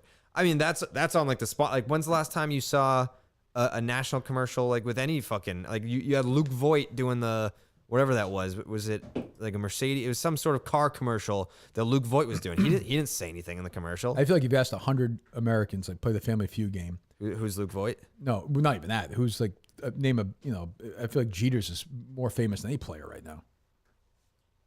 Shohei's pretty popular. I guess. Yeah, but you know what I mean. Like, fine. Maybe there are 2 or 3 more, but like Mike Trout is not. No, he's not, but like Mike Trout is an anomaly. Like he's the biggest superstar in any sport ever. He's probably the most talented player to ever live that no one really cared about. Right. You never read anything about him. And that's the thing is like people are like, oh well, he plays for a West Coast team and the games are at 10 p.m. And it's like, well, look at Shohei Ohtani. Everyone fucking loves that dude. Yeah, it doesn't. I've never really bothered. And then it's like, well, Mike Trout never says anything to the media. Well, neither does Shohei. It's just a matter of like having flair or you don't, and like Mike Trout doesn't. Well, who's like? Is he the most famous player in baseball now? Who? Shohei? Yeah. I would say so. Huh. It's either him or fucking Fernando Tatis Jr. right here. Right, he plays for the Padres, right? He does. Okay. Everybody's blowing Don Rosillo for that call the other day. It's like, Which one? Whichever I mean, he's had some good ones. they're fine. I mean, they're fine. They're fine. I mean, they're fine. What do you want me to do? Get excited? He's saying what's happening. Yeah, but he does it in a way, and I've said this before, that broadcasters don't understand the responsibility that they have in their role of like growing the sport. Responsibility. Yeah, I mean, like if I tweet out a clip of a home run and it's like swinging a drive, there it goes, and it's gone. That clip is not going to do as well as a Don Orsillo clip where he's like super excited. Like people get excited if you get excited. Yeah, I guess. I don't know. Nor do I care. What's going on, Dave? Anything? What'd you think of Richard Sherman? I mean, I first of all, It's fucked because he obviously has severe. Well, that's problems. the thing. I think we're in like CTE world, and like it's a sad friggin' story. Everyone talked about the woman on the 911 call, which was. Did you hear this 911 call or no? No, I didn't hear the 911 call. So there was a 911 call that Sherman's wife and then uncle made. Is that right? Yeah, you want to hear it? The 911 operator was Oh God, it was rough. It was rough. 911, what are you reporting? I need officers to my house now. My husband is drunk and threatening to kill himself. Stop. What's the address? Are there any weapons? Stop. There's no gun. I'm saying there are no weapons, ma'am. There are no weapons. You need to stop interrupting me so I can get the information I need to get officers expedited. I need officers here now. What's he doing that you think he's going to harm himself? He's being aggressive. He has sent text message. I took the keys out. They're in your car. I'm bored. He's trying to leave. It's fine. I mean, she was just kind of rude to him. She was rude to the woman, but yeah, I'll tell you a quick Richard Sherman story. We were at the Super Bowl in Arizona, so that would have been, I don't know what that was, the Seattle game. And Kevin Graham, who's the program director, took us out for this steak dinner. All the people who were there for the week, all the radio people. Meanwhile, we had to be our show. It was just me and Jerry because Dino didn't go. He claimed he had something he had to do, so he didn't want to fucking fly. Yeah, we did the show at 4 every morning at Arizona because we were 6 a.m. Yeah, so we're driving somewhere in the middle of nowhere to the steak place to do have a dinner at like 7 o'clock or whatever. So we're pissy. We're going. And Curtis is there. This is when Curtis was drunk. We didn't know it. And they're handing plates out, and they keep telling us how hot it is. And they keep saying, don't touch the plates. Don't touch. They say like 30 times. The plate comes, and Curtis just like puts his thumb on the plate. And his fucking thumb almost blew up. It was so fucking hot, that idiot. Anyway, so Richard Sherman shows up for dinner with his wife or girlfriend and looked like his agent. And Jerry Thornton was working at EI at the time. He was there. And like he walked over to Sherman's table and did that. Remember Sherman yelled at Aaron Andrews? Like, yes. He yelled that thing at Sherman, and it was so weird. It was just awkward. Yeah. And everyone was like, like, and then that was it.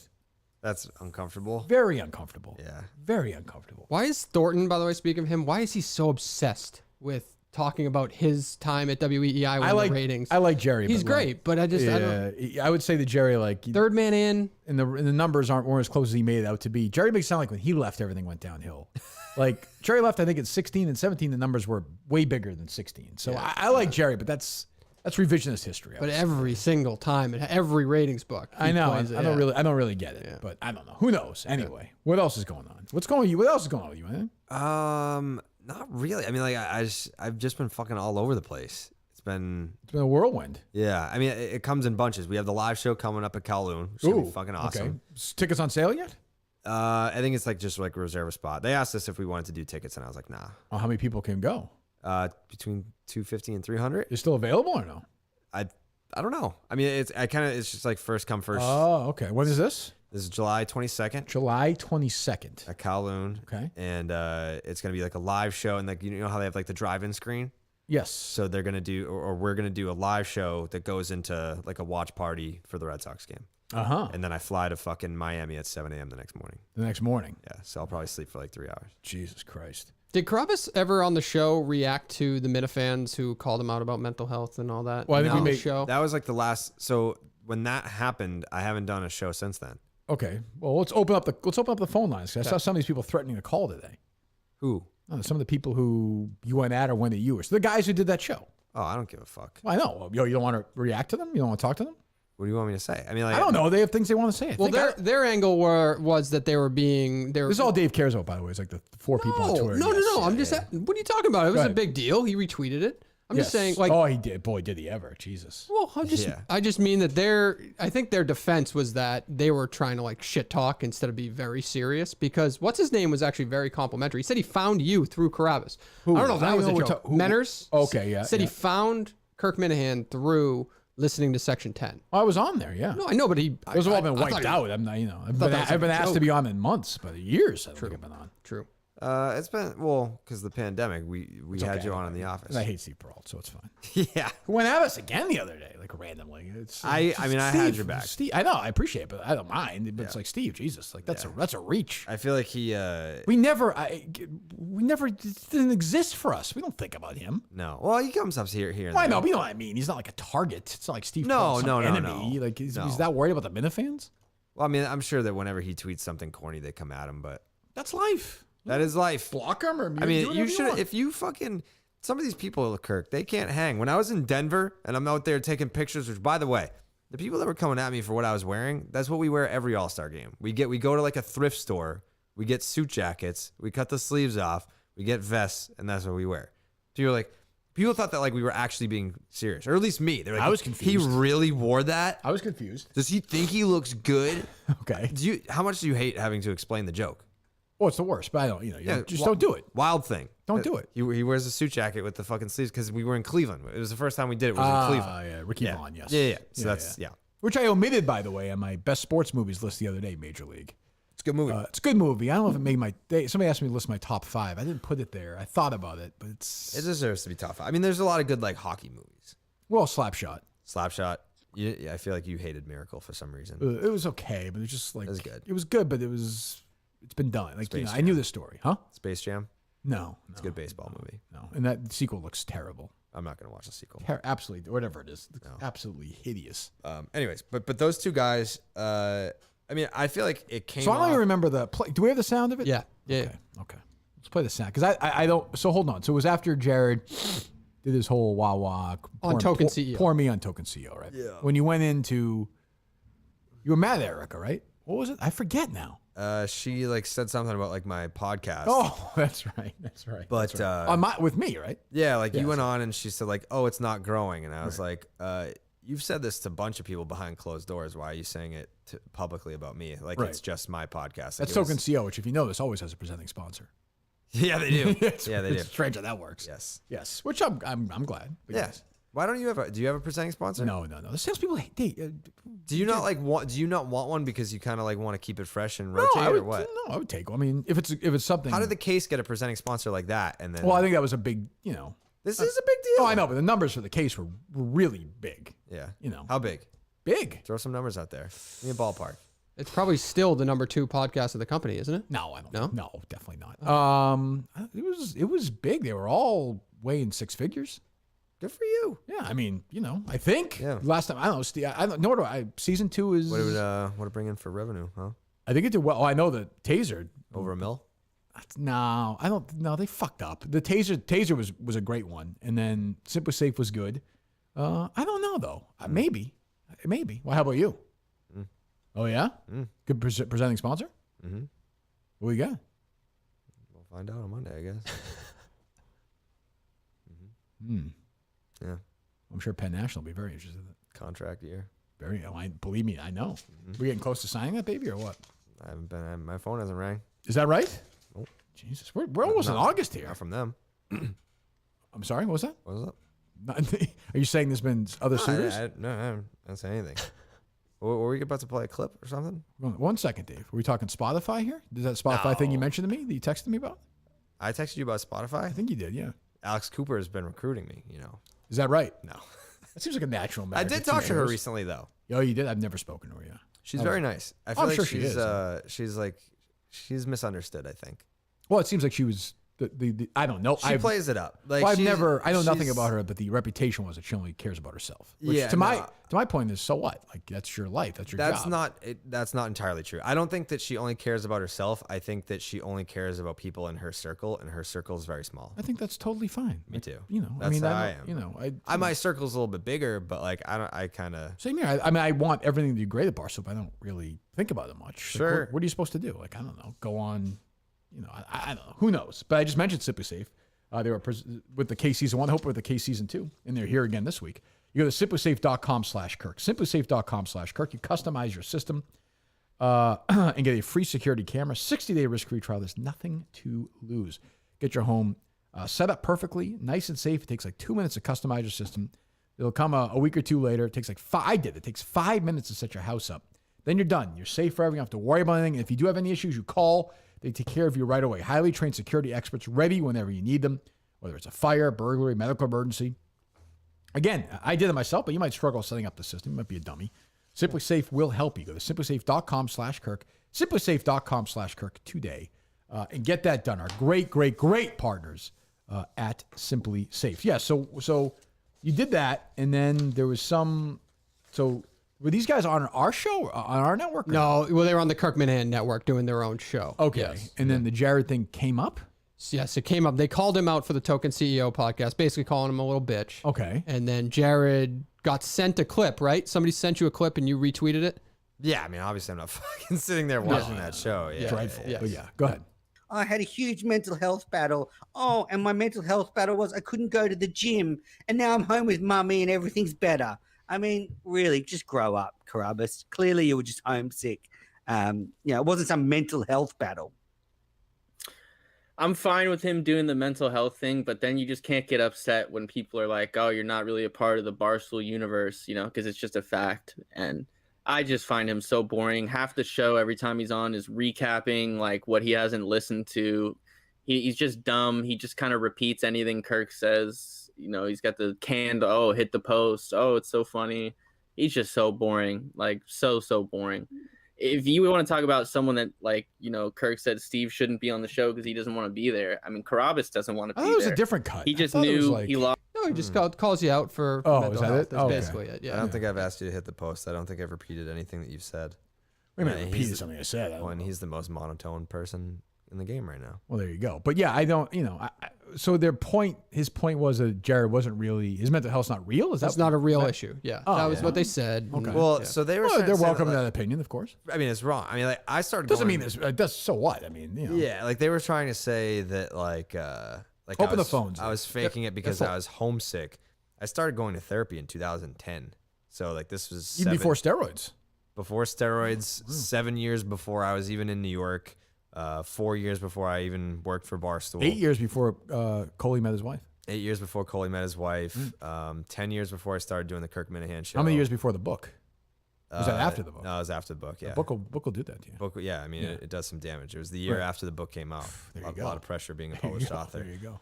So yeah, this is just wrong. And when I listened to the clip, and I know that you're probably not going to believe me, but the first time that I heard it, I laughed because it was like my mind exploded. Like, how can someone be such a fucking asshole? Like, it was laughable to me that I was surprised that you put them on blast like that, though, because it seemed like you were triggered by it. It was more so like I'm making an example out of them versus like their words, specifically these two people. Like, it carries a lot of weight with me versus like my mind is so blown that two people would put their faces to such a take. You know what I mean? Like that's kind of where I was coming from. But when I heard it, I laughed. I wasn't like, oh my God, what the fuck? I can't believe. I was like, oh my God, like that is fucking insane. Well, this guy's a moron. Like, he's purposely, I think, being a buffoon. Sure. I think. Sure. I don't know that, but that's my take. And I think it's more so like that they, like them two saying it on the record, on video with their faces. Like, other people had probably said similar things. Don't you respect that a little more? Sure. I guess. I mean, I respect that you're just a I'm saying as opposed to just asshole talking instead of about, like a cowardly asshole. Yeah. But, well, that's what I think they are assholes. I think one guy just hates Jared, right? One guy just hates him. That's fine. Right. VD, he's out. Menners is, I believe, shit talking, but really loves Jared. Like loves him on the show. Yeah? Loved him before the show. I don't know. Yeah. We'll see if I they mean, call. that's like reaching for. That was just trying to be like. But what I did in like reposting them was that, you know, when that interview with Erica came out, of course, other people said similar things that they were saying, but like I'm not gonna like screenshot a YouTube comment or a Barstool blog comment and respond to it. It was easier to just use them as like the poster child for like the message that they were trying to convey and be like, well, fuck you, like that's not what the case is here. But I've heard that somebody tell me that you got one of these accounts like kicked off Twitter. Is that true or no? I mean, I think one of them got suspended, but it has nothing to do with me. Okay. I didn't know. I thought I heard that, but okay. Good. Yeah, I would have been very surprised if that was true. No, I didn't like. I blocked them both, but I didn't report them or anything. No. Right. Okay. That would have. Yeah. That would have surprised me. Yeah. What is there to even report? Like you can't report an account for that. They did it on YouTube. Right. I guess. What the hell do I know? I have no idea. I would never. The idea of reporting somebody is strange to me. But all right, load up, Dave. They're loaded up. All right, here we go. You're on with Jared, the Rocket, Jared Carrabis, on the Kirk Minihane Show. Last day of the week here. Thank God. Hello. I'm looking for Jared Carrabis. He's here. Jared Carrabis, are you there? I'm here. Hi, I am a representative from Hallmark, and I have a card from your mom I'd like to read if you'd like to hear it. Oh, please. Oh, okay. Dear Jared, it's time to say I need a raise. I clean your house with great detail while you suck off Chris Sale. You watch baseball wearing that stupid chain. I think I'd rather take a road trip with Cullinane. Oh. I love being your mom, but I need to make more money than a slave in Vietnam. P.S. Now that you are on the pumpers, you can borrow my bra for your brand new growing bumpers. Mom's not a very good poet, Jared. Yeah, she's trying though. She's trying. Yeah, she put the effort. Yeah. I got one more for you. Well, hold on. Let me get this straight. You're a representative for Hallmark, is that right? Yes. Okay, and your job is you call and read. Okay, that seems like how frequently do you do this in your job? Do you make a lot of these calls? All day. Okay, go ahead. We have another one for Jared. Yes. Oh, okay. This is from your lady friend. Oh. Roses are red, violets are blue. I wish you hadn't eaten Kowloon before I performed analingus on you. Oh. All right. Very basic. Thank you. Thank you so much. That's nice. Tell her I said thank you. A good day. That was good. I mean, I feel like she's fairly compensated, my mom. Yeah. Well, you gave her a raise, didn't you? Yeah. Fine, okay. Yeah. You know. How are they doing? All right. My parents? Yes. Yeah, they're doing great. They get away in the summer at all, or no?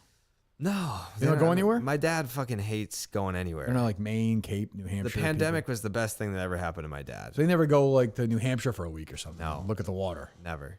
Huh. Never. Like, would your mom want to do that? I don't know. I mean, like we used to go when we were kids. To where? I see you going to New Hampshire. Yeah. We go to Lake Winnipesaukee, Point Sebago. That's nice. Newfound Lake. Yep. Yeah, we go to Newfound Lake a lot. So York Beach. Yeah. We used to do those. Yeah, York Beach is nice. Yeah, I'd like to go back. I mean, I think eventually at some point I would get a house in like Newfound Lake or Lake Winnipesaukee. Oh yeah. Yeah. Just for the summer, you're saying? I mean, whenever. I mean, I like it up there in the winter too. It's better in the winter. No one's there. Yeah. Hello, you're on with Jared Carrabis. The lines are filled, Dave? The lines are full. Hi there. Hello. Good to talk to you. Hey, Kirk. I started listening earlier this year. I've binge watched all the old episodes and everything. Mm-hmm. And the one thing I really like is when you do those. I don't want to call them bit episodes because bit doesn't really do it justice, but like the Cullen, that was phenomenal. Thank you. When you did Radio Madawaska, that was pretty funny too. Thank you. S.E. Robinson, R.I.P. I got you. I got where you're going. Yeah. So just wondering what's the creative process for that? Obviously you're the driving force, but do you just get an idea and you're just you walk in the studio? I mean, Cullen's different because that was pre-produced and everything, right. But you just walk into the studio and just say, hey, here's what we're going to do today. Well, obviously, I don't. Well, I would say the one where we definitely were like, thanks for the call. Let me take in the creative process here. Please do. Yeah.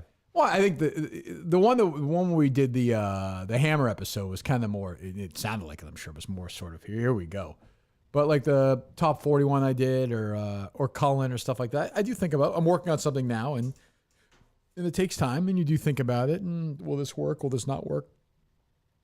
Stuff like that. But yeah, I mean, it's not like it's like any other creative. You write or think about it. You sit down, you outline it. You have ideas. Some ideas work. Some ideas don't work. Jared knows as a writer.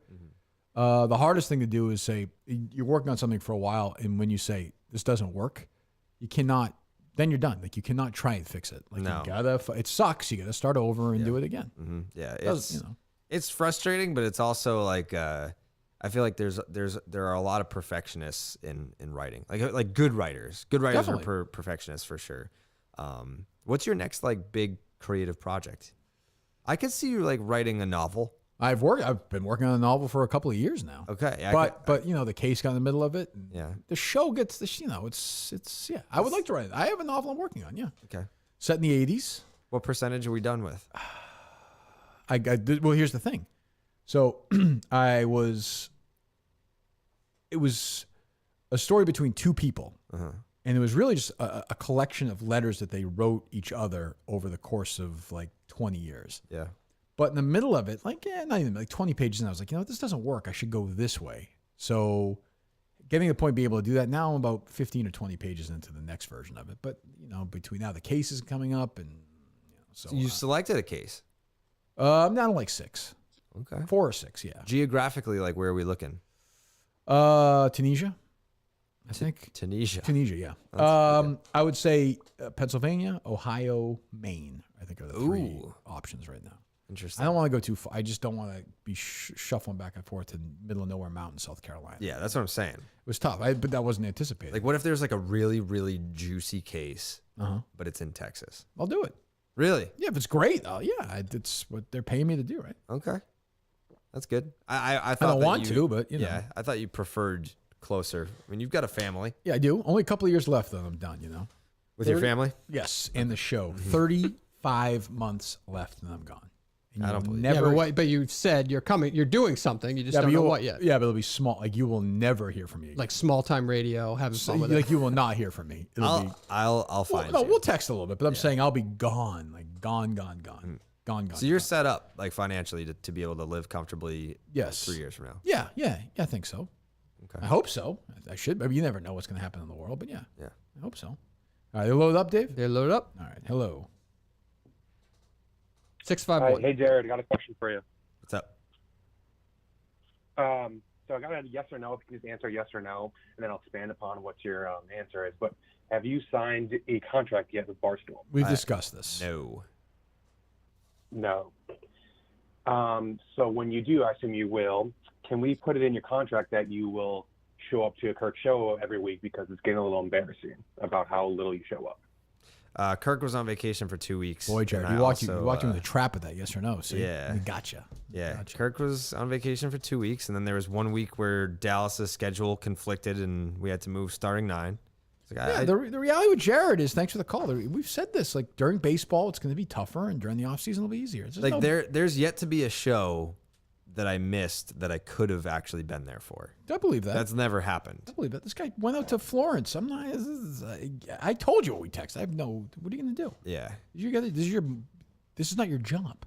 Well, I mean, I don't get paid extra to do this, but like I enjoy being here. Yes, and I think the people at Barstool like that you do it. Yeah. I mean, like I've heard from people that work way up have told me. Yeah, that they like me on the show, and it's like, okay, that's cool, and I love doing it. But at the end of the day, like if Dallas's A's schedule conflicts and we have to push that's life starting 9 or section 10 to Friday morning, then like that's what it is. I agree. I don't have a problem with it. Yeah. Hello. Go ahead. 508. Kirky, 2 Bruce points for you. Okay. Better narrative type song from 2009's Working on a Dream. Queen of the Supermarket or Outlaw Pete. Oh, God. Both suck. Wow. Second point, have you seen Bruce's introduction to U2 into the Rock and Roll Hall of Fame? Yes, I have. Thoughts on that?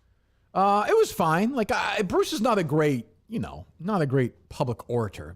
Giving speeches is not what he does best. I like this induction of the E Street Band in the Hall of Fame better. But I did like Still and Foul, what we're looking for with U2 that night. That was good. That was good. I like Bruce's suit that night, actually. He looked good. That was a good time for him, like that Devil and Dust kind of era. I didn't like 2009 Bruce, the Paramount Live Darkest on the Edge of Town that they did, which is great. But Bruce was the point where he was dyeing his hair and his eyebrows, which I did not like. He was dyeing his eyebrows in 2009. Yeah, which just hurts the production of it for me now. It's still in my head. Has Bruce ever been on Howard? No. You think he wouldn't do it? He probably would now. Yeah, I'm surprised he hasn't now because it's such a safe landing place. Yeah. But back in the, yeah. You know what I mean? Like he just. Yeah. Like Who has he done? Who has he done long form podcast with? Marin. He did Marin, which I thought was very good. Marin, I think that's the best interview anyone's ever done with Bruce. Who the fuck is Marin? Mark Marin. What is that? He's a comedian. He's had a podcast for a long time. Oh. Don't know. He's done like a couple of random music ones. He did one with Rick Rubin. He did one with Apple. I mean, it wasn't great. When the book came out, he did a few, but he still does like the really soft, like he's done Oprah. Spots. He's not done Oprah, I don't believe. No, I don't think so. No. Is Oprah still doing it? Like, is she still in the game? Oh yeah, she is. Yeah, I think she has a Spotify deal. Oh, pretty sure. Okay, yeah. Yeah, she doesn't have a TV show. She doesn't have the TV show. She has her own fucking network. Yeah, right. Pretty good. Yeah, good for her. All right. Hello. Is she a billionaire? Yeah, I would say yes. It has to be. If you look up her net worth, I'd say $3 billion. 3? Wouldn't you say? No. I would have said like 1.2. She owned that show too. Yeah. Which was insane. I mean, crazy. Hello. Kirk, I'm going to preface my question with a statement. The Traveling Wilburys were a band in the late 80s, early 90s, featuring Tom Petty, Bob Dylan, Jeff Lynne, Roy Orbison. I'm aware. And George Harrison. Yeah. And I was just wondering your opinion on that band, and also, do you think it's impressive and that Petty should be revered as one of the better American songwriters? Of course. That his songwriting was heavily featured in both albums. Of course. Yeah, of course. I love Petty. He's number 2 for me. I like the Wilburys. I mean, it was a fun sort of, the story of how they met was, how they got together was kind of cool. They were there. I mean, I'm sure had Orbison lived, they would have done, maybe 2 more albums in the mid 90s or something, which would have been great. Yeah, they were great. It was a nice little, everyone was at the right age. Petty was a little younger, which was kind of cool. Having Dylan in that group was good. I liked it. Yeah. Yeah, I love it too. It really shows Tom's pop sensibility, especially in songs like Last Night, Tweeter and the Monkey Man, one of my favorites. Yeah. But yeah, all over. I mean, some of them are a little like, Bob Dylan had the idea of we're gonna write a Prince song, so they came out with what was the title of that song? Well, Tweeter and the Monkey Man, is a Bruce song. Like, it's sort of a spoof of a Bruce song too, which if you go listen to the lyrics. Yeah. No, yeah. Thanks for the call. Yeah, no, they were good. I like them. Do you want to call, by the way, one of the guys who was trashing Carrabis? Are you guys into that or no? Yeah, I don't care. He can't get through, so he DM'd me. Keep trying. 2.7 billion. Keep trying. All right. 2.7 billion. Yes. Wow. Yeah. Huh. Do you think it's insensitive? We put out Morning Wood, which is our like 3 times a week baseball digital show. I know it. Yeah. So obviously the game last night got canceled because of COVID. I saw. And I mean, if this time last year, if you were to kind of mock a team that had positive tests, you'd be an asshole. Right. But like, I feel like that's safe now, right? You're okay now. Yeah. Because like I was mocking it and people were like, that like thousands of people died from this, right? And it's like, well, like the guys that are vaccinated that tested positive, they're probably not going to die. It was Judge was one of them, right? Judge was one of them, yeah. And I don't think he's vaxxed. I'm not 100% sure. Yeah, I'm not 100% sure on that. Oh, he's like one of those guys, huh? Yeah. But also, like, it's so weird to me how, perfect example, at Fenway Park, if you have to show a vax card. You do? Yep. Jesus. No, not to be a fan, to go on the field. Okay. Yeah. So if I want to go on the field for batting practice, I have to show a vax card. Okay. And I still have to wear a mask. But the players and coaches don't. Right. And the security don't either? Doesn't. Really? So it's like you have college kids making hourly wages. But they might already be vaccinated. They've already showed it to the... So what? I have to show my vax card to get on the field. Well, the media's always treated like garbage. It's crazy. It's the way it is. Like, the rules make no fucking sense. No, there's no rhyme or reason. And at the All-Star game where Aaron Judge contracted COVID, we're assuming, you had to show a vax card to get your media pass, but you didn't have to wear a mask on the field. So like all the players were around all the media, no one was wearing a mask. It's just zero proof that it's transmitted outdoors too. That's the other thing. It's just zero, none. Like it doesn't happen. Yeah, I have no fucking idea. I mean, it's ridiculous. I don't know. I mean, but you think that we're headed back to like the shitter? Well, numbers are going up. I mean, I'm not saying they should. I am against closing anything down at this point. Don't get me wrong. I don't think we're ever going to get rid of it. I think there's always going to be little strains. Like that's life, like the flu. I'm not one of these deniers. It's bad, but I'm not going to be one of these people who, you know, the numbers. I think was 240 in Massachusetts yesterday, and in other states I've seen the most since May and June. It's going to go up. The question is now, are other people going to be reactive like they were in LA? Am I going to have Charlie Baker holding a press conference saying you have to wear a mask inside? I'm not going to do it. I'm not being some tough guy asshole. I fucking got vaccinated. Like what am I doing here? Yeah. The proof is clear. If you've been vaccinated statistically, even with this Delta variant, you're not going to get it statistically. You're not. Well, you can get it, but you're going to be asymptomatic. Right. That's what I mean. So, but like, and if you've decided not to get vaccinated, which I think is perfectly legitimate, I'm not one of these people who are going to call you out. Well, that's part of the risk. Like you're more likely to get it. Yeah. That's life. Like I don't know what, we can't. It's been a year and a half. I couldn't give a fuck if whatever you want to do with your body, go ahead and do it.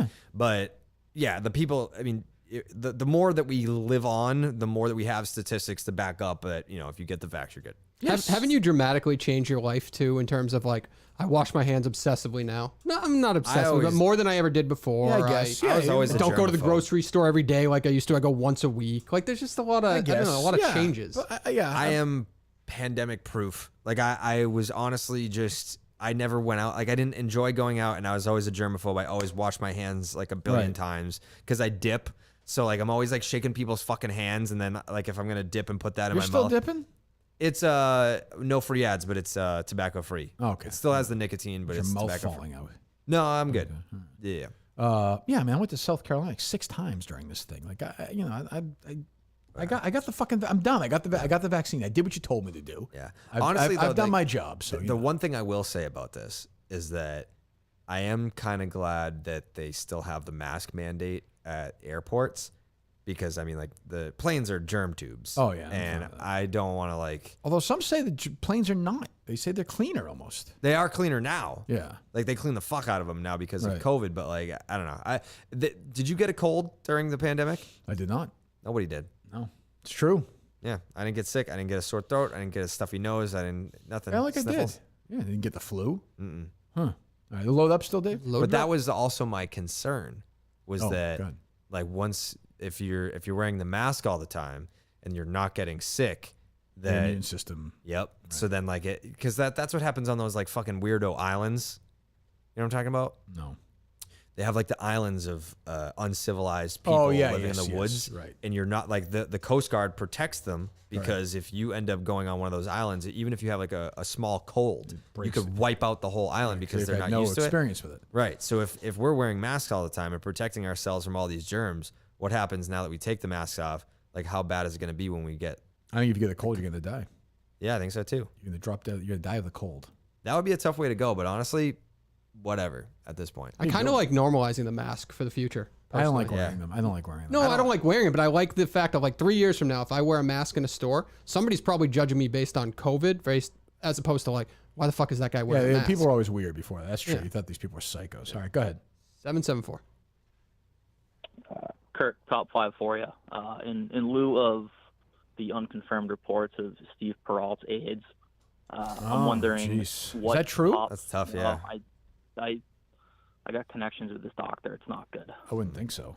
I'm wondering what top 5 terminal diseases you would like to see Steve Peralt suffer and inevitably die from. Oh man. Well, that's right. I put that 3. AIDS? Yeah, why not? Yeah. Oh, you don't die from that anymore, right? It's more chronic now, I think. I guess it's more manageable. Yeah. No, I wouldn't put that on there. Brain cancer 1. Mm-hmm. Pancreatic cancer 2. Mm-hmm. What else can you die from? There's just like different forms of cancers, I guess. Yeah. Yeah, that's true. Yeah, I mean, yeah, those are the top two. Then you can fill in the other. I mean, you don't want him to die. Does he dip too, or does he smoke or anything like that? Like something he enjoys and then he dies from it? I want him to die. You do? Yeah. Okay. Would the world care if he died? I would care. You would? Yeah. Would you go to his funeral? Yes. I thought the next question would be, would you cry? And to that, I don't. I'm not a big crier. You wouldn't cry if he died? I'm not there's people. He's just such a douche. Like, he's such a talentless, empty douche. I think he has talent. With what? I think he's good on air. Oh, I think he's good. He's a good editor, producer. I think he's really good at that, actually. Well, you should stick to that. He stinks on the air. Oh, I mean, once you cross the line to go to like actual radio, it's a different. I haven't heard him on that. Is he terrible? No, he's not terrible. It's just different. You know what I mean? You have to pretend like you're on the radio. Right. Like on Section 10, it's like you can be yourself, you can be funny, you can have a sense of humor. I don't know of he wants to do it humor. even really. Like it's. I mean, a job's a job. Like I guess that's true. Yeah, he's still at that point of his career. Yeah, but I mean, it's just different. I don't know. I hope he lives a long life. Same. Another 2 weeks. Hello. Hi, Kirk. What's that? We were listening to some of your old episodes. Okay. And I found out that you wiped from rear to the front, and my sister-in-law has been harassing me about this. Do you have any advice? No. I mean, you just gotta keep living. You gotta keep doing. You gotta keep doing what you do. Like you don't worry about some asshole cunt sister-in-law of yours. Tell her to shut up. Let her wipe her own ass. Right. Well, I'm taking a sit right now. She's heckling me outside the bathroom door. Put her on. Care?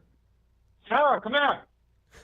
You're gonna come into the bathroom while you're wiping your ass? I'm confused. Well, I feel like I'm walking into some stage scene. We're family. We've done worse. Sarah, you're watching. He's gonna give himself one of those bowel infections. Sarah, you're watching your brother-in-law wipe his asshole? Well, he's not wiping it yet. He's trying to decide if he should stick with the back to front or listen to me do the front to back. Oh God, you sound dreadful. What a terrible life that your husband or this poor guy must have. What do you care how he wipes his ass? I just want to live, Kirk, and she's harassing me. Okay, what? I don't want him to get a bowel infection. I've been wiping that way for 46 years, and I've never had any infections at all. Thank you, Kirk. Sarah, what's your Sarah, what's your favorite? What's your favorite meal? If you're gonna get executed, what meal would you choose? Prime rib with ass juice. Okay, well, seriously, you could put that prime rib in my asshole, and you as clean as can be, Sarah. You could be eating away like that young woman that night with Jared Carrabis. And when I say young, I emphasize young. She's 25. No, if you divide it. All right. 15. Yeah, so there you go, Sarah. So continue to go the only way to do it, back to front. Well, I went back to front, but I'm not worried about me. I'm worried about him. Sarah, go away. Hang up. I hate her. That felt staged, no? Yeah, I would never have that conversation with my sister-in-law. Yeah, while you're taking a shit? Yeah, some people are weird like that, though. That's true. Yeah. 617. Hey, Cullinane, just can you explain something to me? So I don't always get to watch the live stream. Yep. I usually like to listen to the show I got to later. pitch Dave. You talk to him. Jared. Since you guys, no, you can talk to the guy. Since you guys have been on the air, you've put up 7 2-minute clips on Twitter of the show. And it's like, on the can't you live just wait show. for the show to end? No, because we're trying to inspire people that aren't watching the show to interact with, to see the clip and then come to watch the live program where we get paid based on those numbers. So if you see Kirk screaming at Justin and I at the beginning of the show and you say, wow, what the fuck is he doing? I want to go watch that now. We're hoping that inspires that action. What? No, I'm going to wait till the show's over and fucking watch it. Why would I go right then? Because by the time I get there, it's over. But you don't know what happened at that point. So the people that see that are saying, oh, wow, look at what just happened. Now I'll go watch it. Your point is now, okay, I just saw it on Twitter quick. I'll wait till 12 o'clock and then go listen to the podcast. Yeah. Well, at least you're excited, right? Like you saw something and you're like, fuck it. No. I'm fucking annoyed by it because in the past we would see clips later in the afternoon. That's normal when it wasn't live. Like every time we do that, we see an increase in numbers there, and it's not. We don't have a ton of data to back it up. What's the issue here? He doesn't like the live clipping because he says he listens to the podcast after the show. I've heard a lot of that. Yeah, but like I said to you, it inspires people that see it to then click and watch it live in the moment. That's all. And we've seen the numbers increase every time that happens. They're inspired? Yeah, they could be expired. When you were freaking out on Justin and I think people jumped in on that. Okay. Well, I mean, I would just say don't. I understand where you're coming from. I've heard from people. I recognize the thought, but just don't click on it. No, I hear you. I hear you. Yeah, we're not trying to do anything negative. Like, we're not trying to fuck anyone over by doing it. Yeah, they're It's just- teasers. It's just weird. There's like Well, I will 30 say- minutes of the show already on Twitter There's a- before the show even ends. I will say there's a lot during the show. We have So a that- tremendous volume of them. During Total. That's an argument to say, all right, we're doing way too much on that. That's Yeah. fair. It's an argument. I think it's not even Okay. an argument. All right, we'll change that then. Yeah, I'm We'll not change saying I'm not saying cut it by a lot, but I think it seems like my fucking Slack gets notified every time it happens. Right? Oh, yeah, So we it's should like- turn Oh, those you're a off, Slack yeah. guy? No, I'm not. He I is. know, we I tried, pay yeah. nobody pays attention. I know, It failed. Yeah. We just do text. Right. All right. Yeah. So that's fair criticism. Fair. And rest in peace, Dave Lambert, the creator of the Sibian. That's true. I know. I saw that last week. Jeez, thanks for the call. Creative what? The Sibian. What the fuck's that? It's a sex machine that Howard Stern used to have women ride on. Oh. In the early series days. I'm guessing he doesn't do that anymore. No, I would Just imagine a wild guess. Past that. Did Justin get the text the other day about us changing the days for the project? I believe he did. He said yes, it will work. Yeah. They load up still, Dave? They're loaded up. 978. You in a rush, Jared? I know you're a busy man. I No. gotta get you out of here. No. Go ahead. Oh, yeah. It's the Macho Man Randy Savage. Yeah, and I've been waiting a long time to talk to Jared, the dud Carrabis. This must be exciting for you. I was wearing... I'm challenging him to a match at SummerSlam. Wow. Yeah. What? I was wearing Macho Man Randy Savage socks like yesterday, I think. I thought, I could be wrong. We spoke earlier about 2011. I believe that's the year you expired, Randy. Am I wrong or no? Yeah, well, that would be what Vince McMahon wants to do. Oh, okay. I'm down here in Sarasota in a double wide with Miss Elizabeth. Oh, wow. She's alive as well. That's great. Yeah. Absolutely, yeah. Yeah, I heard that Jared's mom cleans out his apartment. You know, Kirk, we call that beta. Yeah, in fact, I haven't seen anything that beta since Carotene. Now, Kirk, I went to go see my good friend Andy Wong the other day. See who? I said, Andy Wong. You got any new special? Yeah, go ahead. He said, yeah, we have something called the Jared Carrabis. Do you know what he brought out for me, Kirk? What's that, Randy? A tossed salad and a humongous chicken. Kirk, you know, Yeah. Kirk, I'm known for my smack talk. Yeah, you are. A lot of people don't like what comes out of my mouth, you know? Right. But I'd much rather be known for the words that come out of my mouth than known for David Price coming in my mouth. This is a verbal. I don't know. Do you accept this? Do you accept this SummerSlam challenge? I do. Yeah. Wow. Do you have any? Would you like any match stipulations? You know what? I feel like it should be some sort of like a tag team match where I have Lex Luger on my side. Ooh, Randy, do you want to go one-on-one, or are you open to a tag team match? You know what's interesting, Kirk? I'm actually open to a tag team, you know? In fact, I had a tag team last night. Yeah, I figured. It was me and Pat Carrabis tag teaming Helen. Wait a minute, Randy. Hey, Randy, where does all this aggression come from? Yeah, this is definitely not true. By the way, for anyone that doesn't understand the reference, Lex Luger was very, very much With Miss responsible. Elizabeth. Yeah. For her expiring, correct? Yeah. Yeah. Huh. Well, Randy, any final words for Jared before we'd like to talk to you again before the big show. SummerSlam's in August, right? Yeah. And we're going to build this thing up. Anything else? The only thing I'd say, Kirk, is the reason I have such animus toward Jared. Yeah. Is, as you know, I was a professional baseball player. I do know that. The Cardinals And organization. I still stay in contact. I stay in contact with some people, and one of my dear, dear friends is Pablo Sandoval. Oh. And I didn't like the way that Jared Carrabis talked about him. That's loyal. I appreciate that, Randy. Well, thanks for the call. I understand now. I did not expect to hear from Randy Savage. Me neither, but that was spot on. That's a big get for you. It's a big main event. It's a big main event. I don't know if it's a main event or not, because my understanding. Randy Savage comes back from the Sure. dead. That's Well, that's a pretty true. big match. That's true. Although I know Vince is not a big fan of Randy Savage. Yeah. I mean, you know. Some McMahons are, but yeah, that's a good point. He's not one of them. No. Do you believe that story? I do. You think so? I mean, why wait until he's dead to put him in the Hall of Fame? The story, it's a long rumored story, is that he had a relationship with Stephanie McMahon. While she was underage. She must have been, right? Yeah. I don't believe it. You don't? I don't know. It seems very odd. She wasn't like she was around a whole lot. I mean, yes, she was. She was around back then because she was when they did like the WWF magazines and catalogs for merch. She was like one of like the female like merch models. But even then, that's like she was around. Okay. Oh, your sources have told you that. She was around. Okay. Well, fine. Either way, company is close to Stephanie McMahon now, are they not? Barstool. Yeah, I would think, right? Yeah, With Erica. Yeah, Erica. Yeah. I mean, it's a rumor. I hope it's not true. Well, of course not. I love Randy, and I would imagine that he doesn't love you.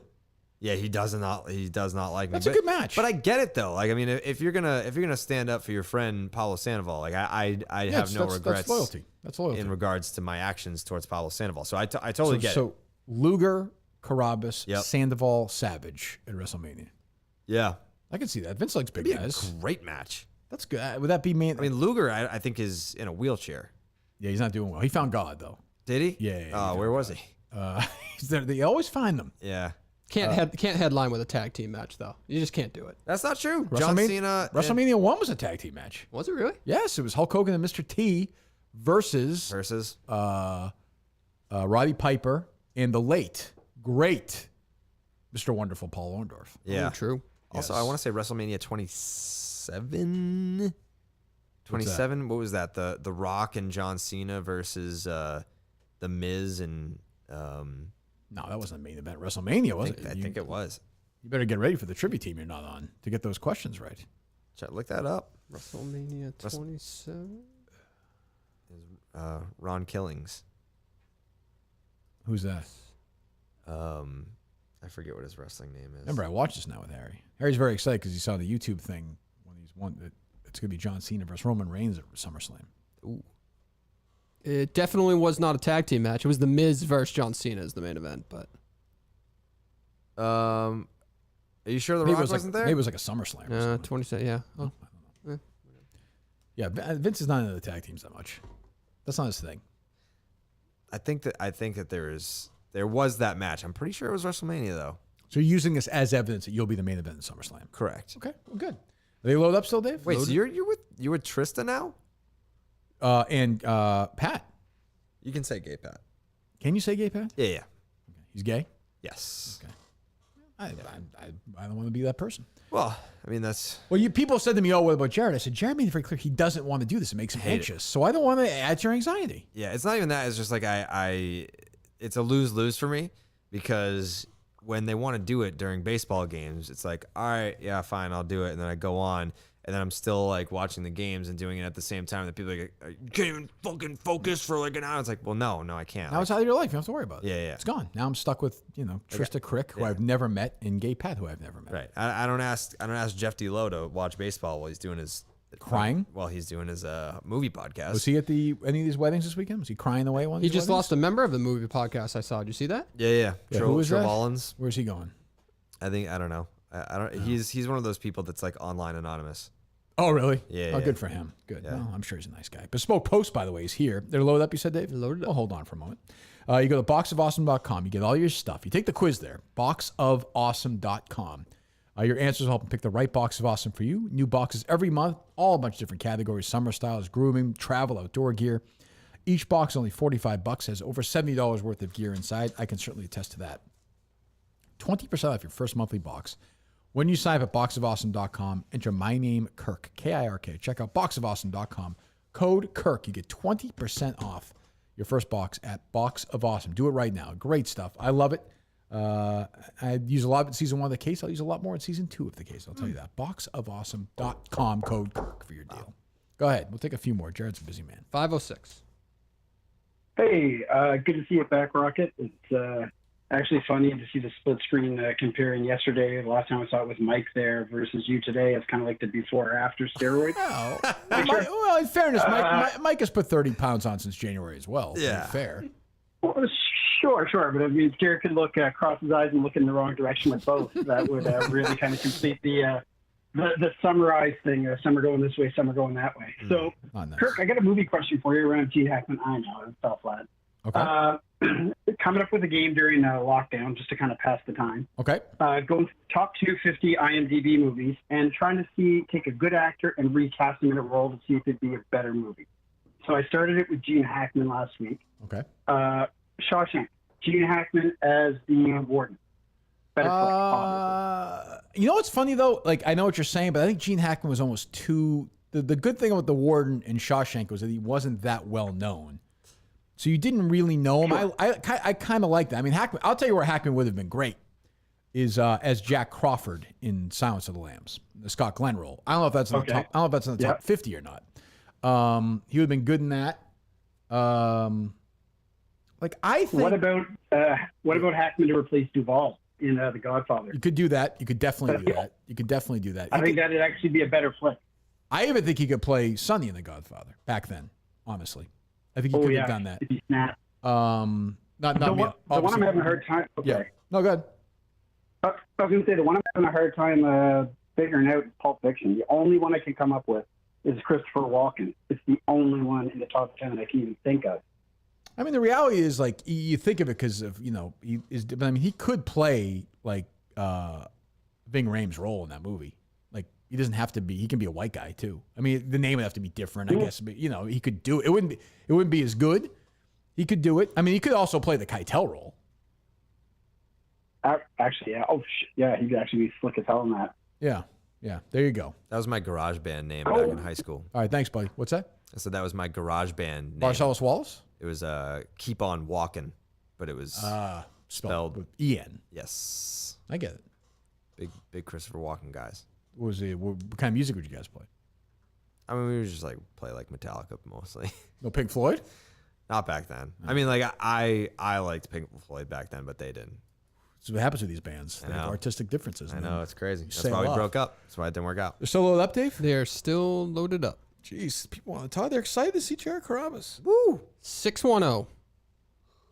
Pennsylvania, I believe. I don't care about Jared. It's Little People, Big World guy. Well, there he is. Are you familiar with the show Little People, Big World? Have we talked about this before, Jared? No. It's a show. Well, I'm not going to give the plot away, but it's a bunch of little people. Yeah. Who live their world out in Oregon. And yeah, so I watch it every week. What did he say about it, though? He's a Little People, Big World guy. We talk every week. We recap the show. Okay. Yeah. It's still airing? On TLC, yes. Every Tuesday night. And, I mean, this week, again, I mean, very rare would I say this Little People, Big World guy.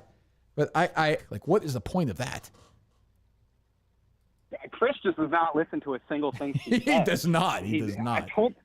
I don't think he cares. Last week, he said to her, I'm going to be full disclosure.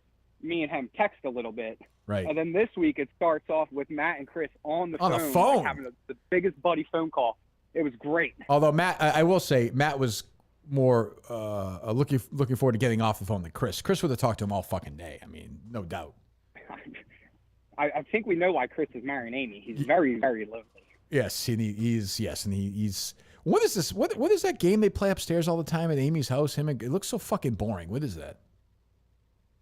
Shuffleboard? Yeah, shuffleboard, but it looks like they go up there. It takes up fucking half the room. It looks so dreadful.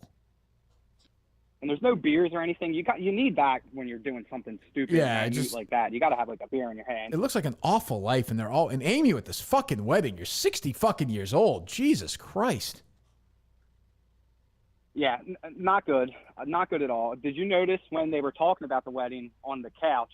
Amy has huge feet. Yeah, she does. Gigantic. She does. And she loves showing off those feet, man. Those feet were up and kicking. Same with Tori.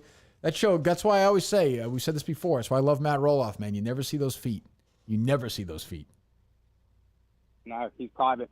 Mrs. Little People Big World was actually saying, she made a great point. Okay. She's like, Karen is just such a better fit for Matt. She's so much like pragmatic. Laid back. Go with the flow, where Amy is accusative. Anything that happens, Amy's like, why? What you do? She gets still, even when they're not married. I feel like, Is that a word? Accusative? Yes. It's accusatory, I thought. I like accusative's a better word, though. I like the way it sounds. What are you criticizing Little People Big World guy? No, I'm just saying. Jesus Christ. Well, I mean, he did insult me at first, but it's okay. He said he wanted to talk to me. What's he insulting you about? You're not a Carrabis fan? No, I am. It's what, July? The Phillies are 3 games back. I don't care about baseball right now. I got Little People Big World going on. That's what 43 days most. for the big day. And 35 times 2 is 70, Yeah. as Chris said to Amy scoldingly in the trailer for next week, which I liked as well. I cannot wait. She looks like she's going to kill him. Like, that's the thing I'm worried about now. We thought Chris is a serial killer. Maybe he's getting set up to get freaking whacked. Could be. Amy's not going to put up with his shit. Could be. Any other notes or no? Let me look at this real quick. Matt saying fupa instead of faux pas. I like that. I did like Pretty that. good. I like that. The fat upper pussy area. That was good. Yeah, yeah, you did say that. And then there was when Zach and Tori told Matt and Amy about the baby that they're not having, unfortunately. Chris yeah. gave Zach like a little fist bump, like, yeah, man, way to go. Right. So Right. that was a good scene. Yes, that was pretty good. But I thought this was going to be an. Well, the other thing is like, like I like the idea that Zach is like, yeah, now we're not going to, buy half the farm. Like, with what? Like, what do you think you're buying I don't understand that. Like, they're just going to buy the farm with what? They have no money. Exactly. And Matt even said to him, like, oh, you're having another kid. It's just another excuse for you not to work during pumpkin season. It's true. Matt doesn't want him around. Zach doesn't do shit. He didn't do anything. He just sits around like with his soccer No. shorts. I don't even understand it. Yeah. All I right. agree. All right, we'll talk to you. We'll talk to you after Tuesday's Take it easy. episode. See you. What do you look bored for? It's recapping a great show. I've never even heard of that show. Why'd you get into it? So these dumb shows you watch. What got you into that? My mom liked it. Now I watch it because I know it's the only show left I know she would be It's been on watching. that It's still long? on TV. It's been on for 20 years. Holy shit. That's insane. Yes. So I don't watch TV. I don't watch shows. I don't have time. Like, there's Not no movies, nothing? No. When the fuck am I gonna do that? Not going to watch Money in the Bank on Sunday? I didn't even know it was a Sunday. It's big. It's huge. Big Roman Reigns versus Edge. Ooh, all right. I'll probably tune in for that. Did you see we tried to hook up Harry, by the way? Did you see that? I did see it. walking in? He'll We be here tried. Monday, so he'll be good. happy about We need that, to get a yes. chair for him. But I got we one. tried. I have. Oh, I okay. had one here last time. Okay. All right. I think. Carrabis look at his watch, by the way. Well, I so got a he's good. text. I mean, if it vibrates, I got to look at it. I'm not looking at the time. What were you going to say? I'm sorry. There aren't many nights where there's like last night would have been the perfect night to fucking watch a movie or a TV show, but then it's like, all right, fucking bunch of people call you, and next thing you know, you got no time for the movie. It's not easy. Dan Katz calls you, you're gonna take the call. I Dallas agree. Braden calls you, you got to take the call. Sure. I've never talked to Dallas Braden. Never. No, I don't think he knows who I am. No, I think he's aware. I'm saying like we've never crossed. No. paths. I'm I'm sure he's a nice guy. He's a good guy. Yeah, I'm sure he is. I think you guys would. I don't know how that dynamic would work. We don't need to explore it. It's okay. I think you guys are both like randomly aggressive sometimes. Okay. Well, again, I wish him all the best. Yeah. All the best. Hello. They load up still? Loaded up. Jesus Christ. 71. Hey, quick suggestion, then a quick question, Kirk. Okay. First book suggestion: have you read the Ted Templeman book by any chance? Yeah, the Van Halen book? Ted Templeman, Yeah, the yeah, producer. yeah. It's his art. Oh, yeah, I you read read it. it. Okay. Yeah, it's very good. Oh, excellent. Yeah. It was very because you kind of heard the other side because you've always heard kind of one side of the argument of what went on. Right. Supposedly Ted was a Roth guy and all that happy Right, stuff. right. So it was good. I thought it was very All good. right. Yeah. All right, thank you. You're welcome. Number two, I want to throw a scenario, and I'm sure you've been asked this in different ways. Let's say in an alternate universe, okay, Peter Minihane is a mailman, okay, and Patricia Minihane is a housewife. Okay. Okay, so you grow up totally different. Yep. You're same family, same love, same everything. Obviously, they don't have the means that you're accustomed to. Right. How does that affect you, the person you become, and B, if your dad was just a mailman, because my dad was, Okay. would you have a different attitude as far as I wouldn't do this for $1 million or Right. Yes. The second part, yeah, the second part, definitely yes, of course. I was just curious. Yeah, I would imagine. But I would say, like, thanks for the call. It's a good question. But I think we're all a product of that. But like, I think if I grew up, my parents were the same. My mom and dad, particularly my dad, sort of instilled this, love of reading for me. So I think I would have had that same curiosity, same stuff. I think I'd be the same person. But yeah, would I be more likely to be chip on your shoulder guy? not even that, but like, there are times where I'm just like, I'm not doing that. I'm walking away because I'm not that worried about the money. Maybe, but it's not like, But you had jobs like when you started EEI, you wrote for the website. I worked so you in the took weekends. a job. Yeah, I always fantasy worked. football guy. Right, I worked in high school. Like I worked. I mean, my dad was not like, the thing is my dad came from nothing financially. So that was, What did he do? My dad was a finance guy. Okay. But his dad was a fisherman. And his mom was a housewife and a maid a little bit, and like they didn't have a lot of money. So I'm not. And we had I didn't have $300 trillion, but I was a generation removed from that. It's not like I was a seventh generation of like blue blood bullshit. Yeah. What did your dad's dad do? Oh, we know this. We do. What was your grandfather you loved? Well, no, my dad's dad worked for Airborne. Okay. Yeah. All right. Your mom's dad was your hero. Yeah. Your boy. Well, my dad's dad, he passed when I was like 1. Okay, so you know him. Yeah. All right, there you go. But I mean, I think I don't know. I guess like it's hard to the way he poses. If your parents were exactly the same, then I think you'd probably be exactly the same. No.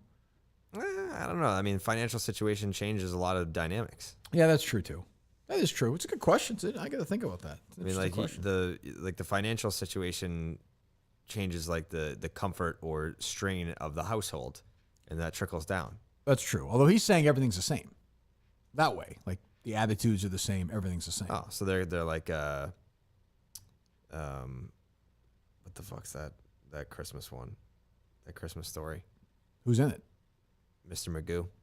Scrooge? Yeah, like, but who's the family? They're poor as fuck, but they're super happy. Yeah. The guy who works for him. Yeah, with the little kid. Bob Cratchit. There you go. Yeah. There you go. Yes. There you go. Yeah, they're happy as fuck, and they get a little crippled ass kid, and they got no money. But they fix him at the end, don't they? No, I think he dies. Doesn't he die? He doesn't die. He says the thing at the end of the book, right? I It's thought like that there's a great, version of it a where great he day dies. for all. Well, yeah, like the bad version. Yeah. With one of the ghosts. Yeah. The future. Yep. Right. There you go. All right, we'll take one or two more. 617. Carrabis is wearing down. I mean, none of these calls are for me. I'm fucking just sitting here listening to you talk about fucking TV shows on TLC. Hello, what's up? I was just wondering if you had any update on the case. If I update on the I know season 1. Yeah, well, I was talking to one of the reporters down in South Carolina today. Kevin's case, his trial, it looks like it's going to be next week for the drugs and the gun possession. So, and he could face up to 30 years for that, which I think is interesting. But in terms of like stuff going, I still talk to a lot of people. Not a lot new though. No. Have you considered like adding an episode even randomly because it's active? Yeah, we will. We will. Didn't someone just tweet out that the show leave is the case still up to number me, 1? Dave. No, I'm just asking. Just something like the caller. What? Isn't the case still like number 1 right now? No. That's what Justin just texted me. It's number 1 on Apple for Barstool. Yeah, but that doesn't. Okay. It's not number 1. No, that's ridiculous. It's not. I mean, why would the charts lie? I don't know. Who knows? I don't know. You know the iTunes charts are all. Yeah, it's fucked. I mean, doesn't mean anything. Like a show could be ranked 12th and not get as many down as a show ranked 186. It's all like it's the trending charts. Correct. Like, that's what everyone fucking. Yeah, but it's been on the charts for a long time, and if it's still there, I think that does say something. No, that's definitely It's doing very well. It did very well. This does very well. Jared's show does very. I don't know. It's a nice thing not to have to worry about that stuff. Yeah. As opposed to radio. We know we have a good audience, and that's great. Yeah. I don't know. Hello. 617. Kirk, with the Yankee hat, I have one question. Yep, go ahead. And the way you answer will either be pity for you or question your judgment. Okay. Are you copying Blind Mike, or are you trying to trigger the fan base here in Boston? No, I hate the Red Sox, and I love the Yankees. I've loved the Yankees ever since I'm a kid. Mm-hmm. Willie Randolph, Don Mattingly, Greg Nettles, Rick Cerrone, Bobby Meacham, Ron Guidry, the Gator himself, Ron Guidry, absolutely, Dave Righetti. I mean, I can go all day on this. Absolutely, sure. Ricky Henderson, Bucky Dent, of course, great Bucky player. Fucking Dent. Yeah, I hate the Red Sox. I hate them. They're having a good year, but it's half a year. So what? Mm-hmm. So of course, cheating. Great. What else is new? Big deal. Chris Sale struck out 4 guys, 4 13-year-olds the other day. Congratulations. Great. His arm's going to fall off again, but that's great. I mean, please. He's got 1978 written all over it. I'm telling you, this Huge is lead. It feels like collapse is imminent. You think so? Yes. The Red Sox pitching's not going to hold up. Yeah. I don't know anybody in the rotation, but it's not going to hold up. All right. What about Chris Sale? You just said his name. Who's in the rotation? What's their 5-man rotation right now? Nathan, Evaldi? Nathan Evaldi. Okay.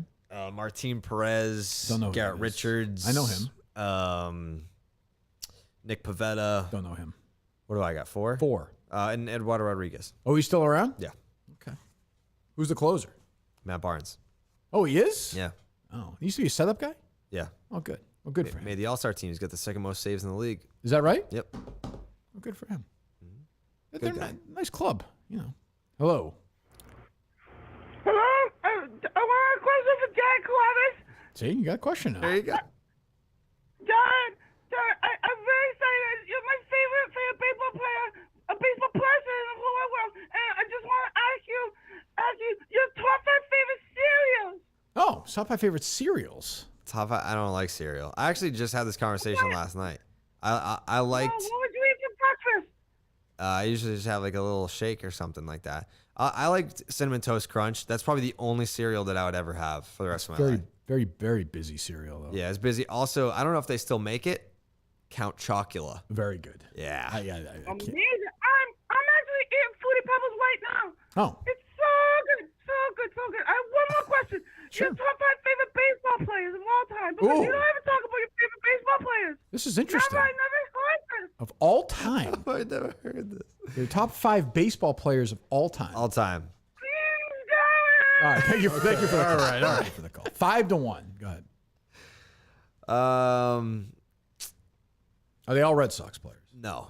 Okay. No, probably it would probably go like Nomar. It would probably go like David Ortiz, Pedro. Who was the first one? David Ortiz. David Ortiz. Okay.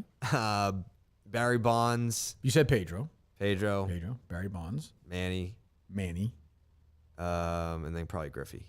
So no Nomar on the list. Yeah, I mean, like Nomar should be on the list, but I didn't want to go too Red Sox heavy because I do love Dustin Griffey. Pedroia. I mean, Dustin Pedroia too. It's very hard. It's very hard. Are they going to not retiring his number, are they? No, they did not. That's probably right. He's just short. I actually like the Red I don't even actually mean that. Okay. I actually like the Red Sox. As much as I hate the Red Sox, they have a good standard. They don't. What are you talking about?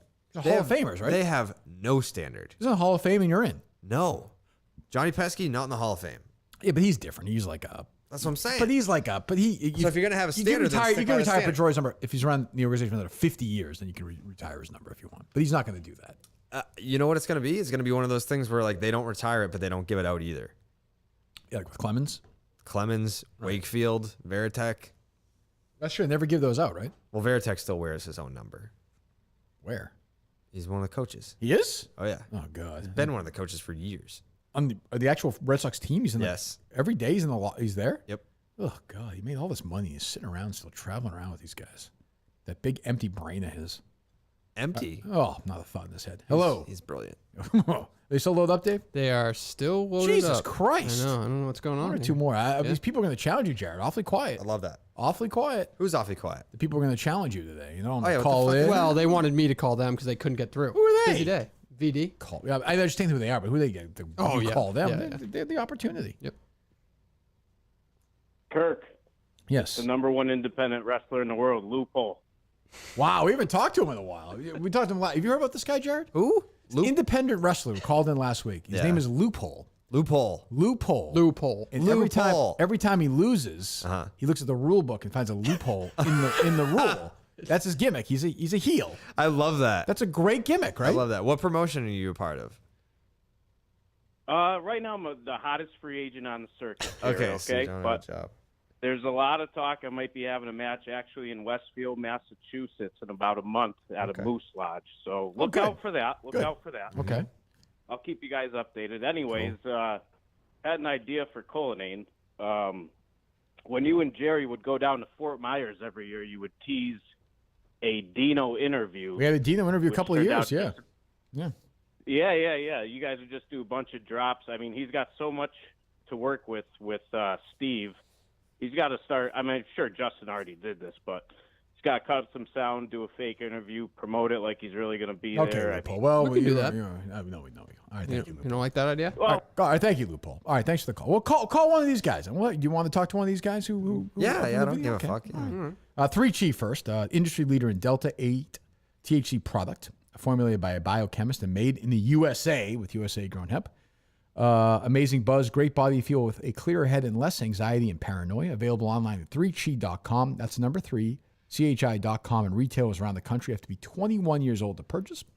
And remember, not CBD. It is psychoactive and will give you a buzz, so please use responsibly. Again, 3chi.com, number 3, CHI.com, and use code KIRK2021, KIRK2021 at checkout to receive 5% off your order. Thanks to them this week. KIRK2021, KIRK2021 at 3chi.com. All right, we'll do this and we'll get Jared out of here. Give him a call. Sure. This will be VD if he answers.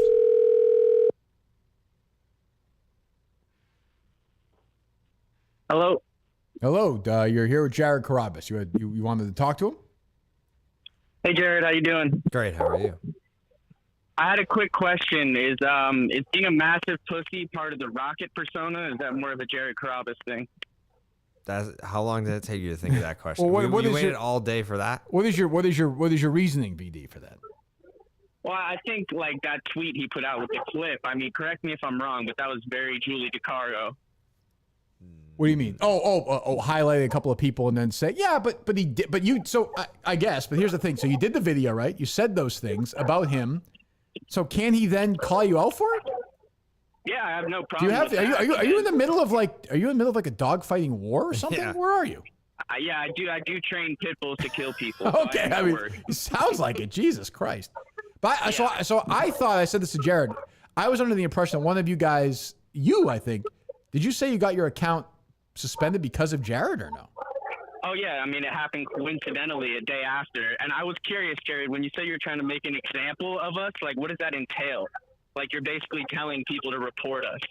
I mean, like, if you got suspended, then, like, obviously you did something worthy of suspension. You can't just report someone and they automatically suspend you.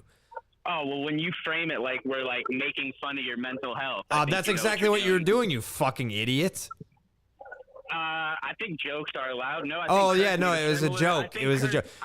All right, so wait, shut the fuck up. Shut up. Hold on, Dave. Hold on, Dave. You can respond after this. Go ahead. Yeah, you called me a pussy, but you're the one that doesn't use your real name. You would never say this to my face either. And now you're crying because you got your Twitter suspended and now your defense is that it was a joke when it clearly wasn't a joke.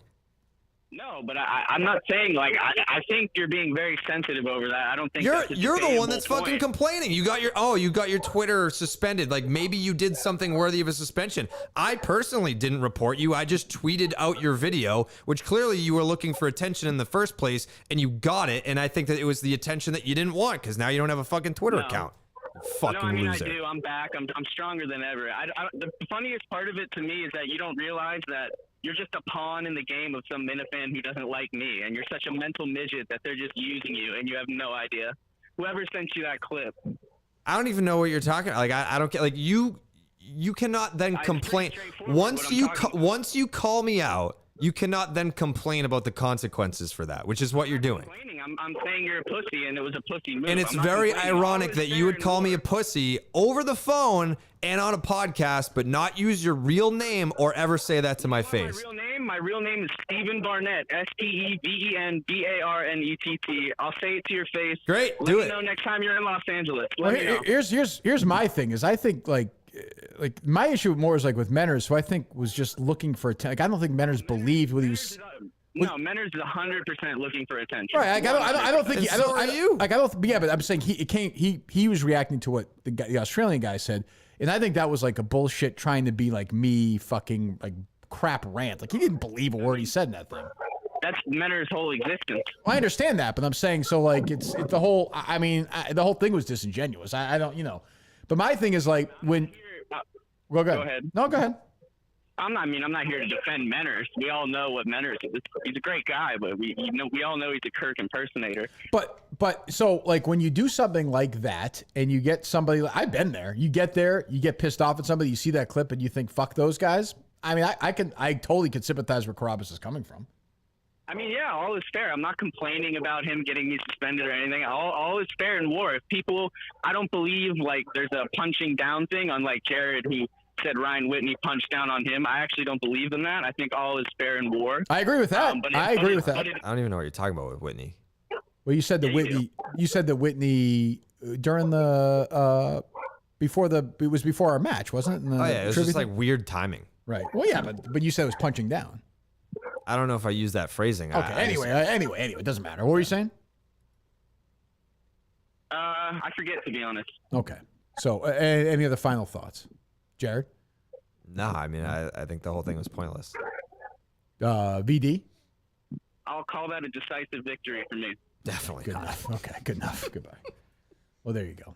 Well, I mean, my thing on it is like, it's a tough I mean, one. what a colossal pussy to. We just said his name. No, but to like use it was a joke as a cop out. Like you weren't joking because then you just doubled down on that call. That's a good point. The one thing I would say is like that Manners, those guys they weren't joking about that. Manners was joking. No, he wasn't. He was slobbing Carrabis' knob. Yeah, but he thought that Carrabis was like taking him out. He does no. He believes that Carrabis. His mental health thing is bullshit. Use it as an excuse. Yeah, I mean the whole thing is like the whole anger part of it is bullshit. Yeah. Like he's making that up, but he thinks Jared's mental health issue is bullshit. Now, like to me, so he does the YouTube show. So what? Yeah. But but Jared just like highlighted- the excuse that like, oh, we did it on a show and we were joking is just like it doesn't hold up. Like, Well, the thing is like, when you do that and you do it on a network and people send you, the thing is you want attention when you're saying it, particularly Manners there, and when you get it, you don't like it. Correct. That's which is exactly what happened with like the Fangraphs guy. That's part the of other it. day. Yeah, it happens to us sometimes too. Like that's part of that. That happens. People highlight things. They say, "Oh," and then you look like an I asshole. never throw the first punch.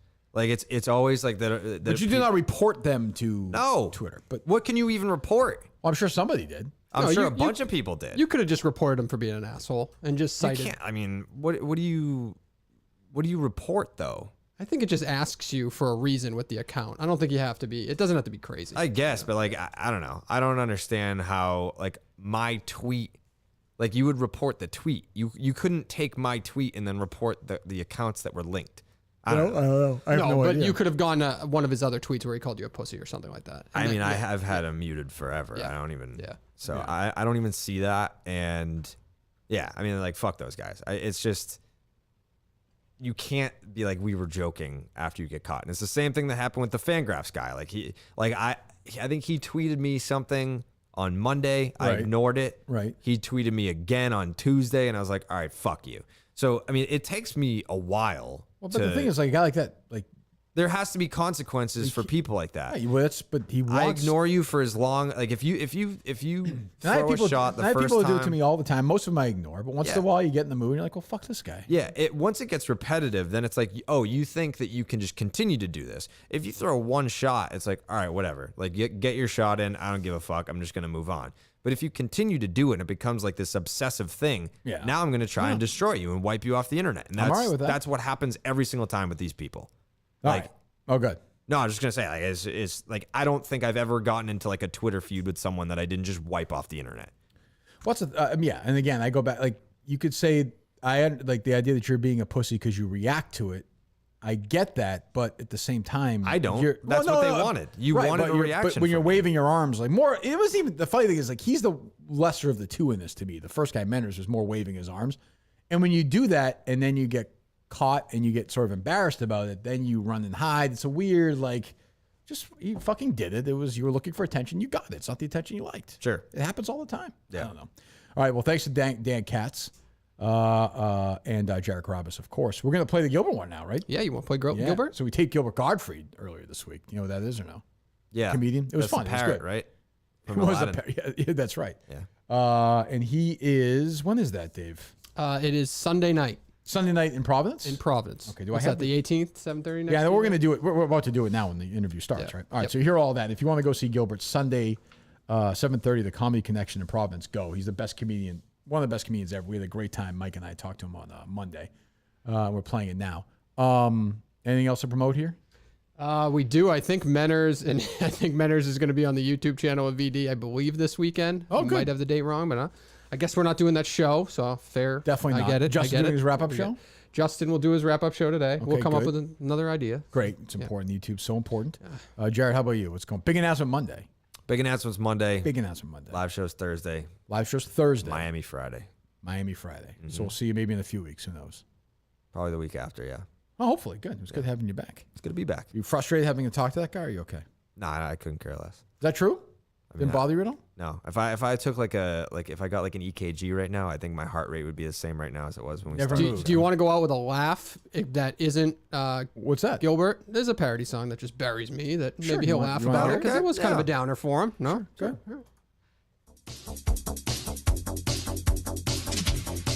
What other YouTube ideas do we have for this week? We were thinking about rebroadcasting this show all day, meaning like once we're done, it's just going to keep on a continuous loop all day.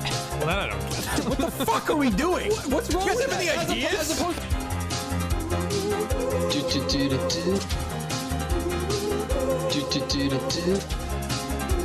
I just thought to keep her in the loop because she's not. Where have all the good producers gone, and how will the show survive? Robinson built a studio, and Dave invented YouTube Live. Bad instincts. Can we get a sound engineer? This echo's haunting me. Dave's off wooing Kelly Martin, and Matt's playing to Nardini. Dave is a zero. He's been a fucking zero his entire life. He's gotta just tinker. He's not a great thinker. You gotta feel bad for his wife. Dave is a zero. That's true. Macarano's living rent-free in his mind. And Justin don't trust him. Even Jerry's consultant thought his ideas were asinine. Until fucking cuckface consultant came out of nowhere. I don't hate Carano. I just thought to keep her in the loop because she's not. Sometime after midnight, Dave is staring at his phone. Why won't Kirk acknowledge me? Why is Justin working on his own? You were on the text! Has he seen me play the hits? Has he seen my fan base? Jerry told him I was a snake. Now I'll never produce the case. Dave is a zero. He's been a fucking zero his entire life. He's gotta just tinker. He's not a great thinker. You gotta feel bad for his wife. Dave is a zero.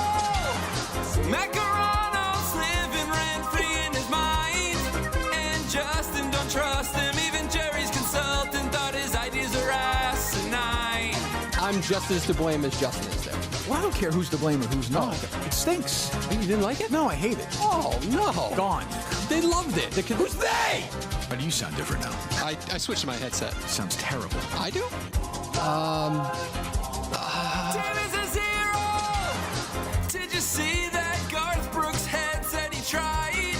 He's hands-free cause he's so busy. Bad instincts leave us mystified.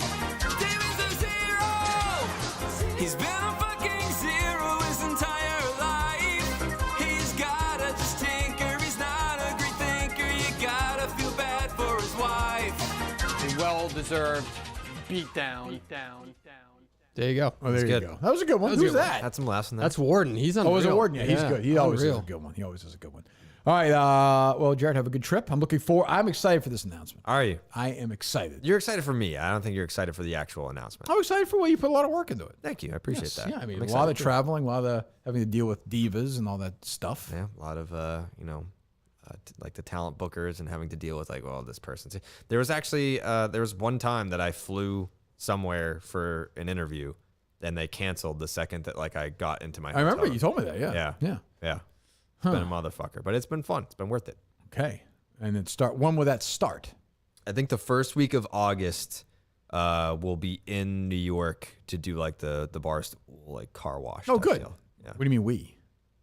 Me and my co-host. Okay. Huh. All right. Will you guys be coming here? Would you like us to come here? Of course. Oh, I'd love to have you. I Why mean, not? That'd be great. Why not? Yeah, I think it would be very fun. You think your co-host would do it? Sure. You could. Yeah. All right, good. double down on that. We'll see how it goes. I think it'd be awesome. Excellent. Okay. Looking forward to that. Dave, we'll see you Monday with Mike. And here is Gilbert Gottfried from earlier this week. And go see Gilbert on Sunday at Providence. All right, we'll see you next week. Well, I'm excited about this. This has long been one of my favorite comedians. Mike knows this as well. Sunday, July 18th, he'll be at the Comedy Connection in Providence at 7:30 p.m. One of the greatest comedians ever. One of the greatest talk show hosts, guests ever. I love his podcast, by the way. Gilbert Gottfried. Gilbert, how you doing? Hello? Yes, Gilbert, how are you? Oh, yeah, yes. Yes. Hi. There he is. Yeah. Yes. How are you? How are you? I'm one of the best ever. That I think it sounds like you're preparing my obituary. Well, I mean, death is not far, is it at this point, or no? Yes. He was one of the best. So always remember him fondly. He was found dead and hanging in his New York apartment. Police say it's natural causes. I was going to start with your podcast, which I do love, and it's you get every Monday. And with my show, it's funny. So we just taped my normal show for Barstool, and then we're doing this for later in the week. And I was screaming at my producer because he was saying about these stars, they have these stars on, and I was saying to him, I'd rather interview the guy who runs a sandwich shop than certain stars. And that's what I love about your podcast. Like, if I said to you, you can have Gabe Kaplan on, or you can have on, Jennifer Aniston, you would choose Gabe Kaplan 10 times out of 10. Yes, and I'd also fuck Gabe Kaplan. Is that true? That's the part where sometimes I think I'm going a little overboard. Wait a minute, are you saying you references here? You've had sex with Gabe Kaplan? Is that are you telling me this? Yeah, he's Wow. I something about that hair, 70s mustache that really got to me. Yeah, but it is a podcast that's just an affinity for that sort of 60s, 70s sort of TV and movie world. Sometimes even before. True, right. I was gonna say, I think show. Mm-hmm. I had a child actress, Janet Ann Gallo, who worked with Lon Chaney and Bela Lugosi in Ghost of Frankenstein. Right. And that was the 40s. And then we had Donnie Dunagan, who worked with Karloff and Lugosi and Basil Rathbone in Son of Frankenstein in the 30s.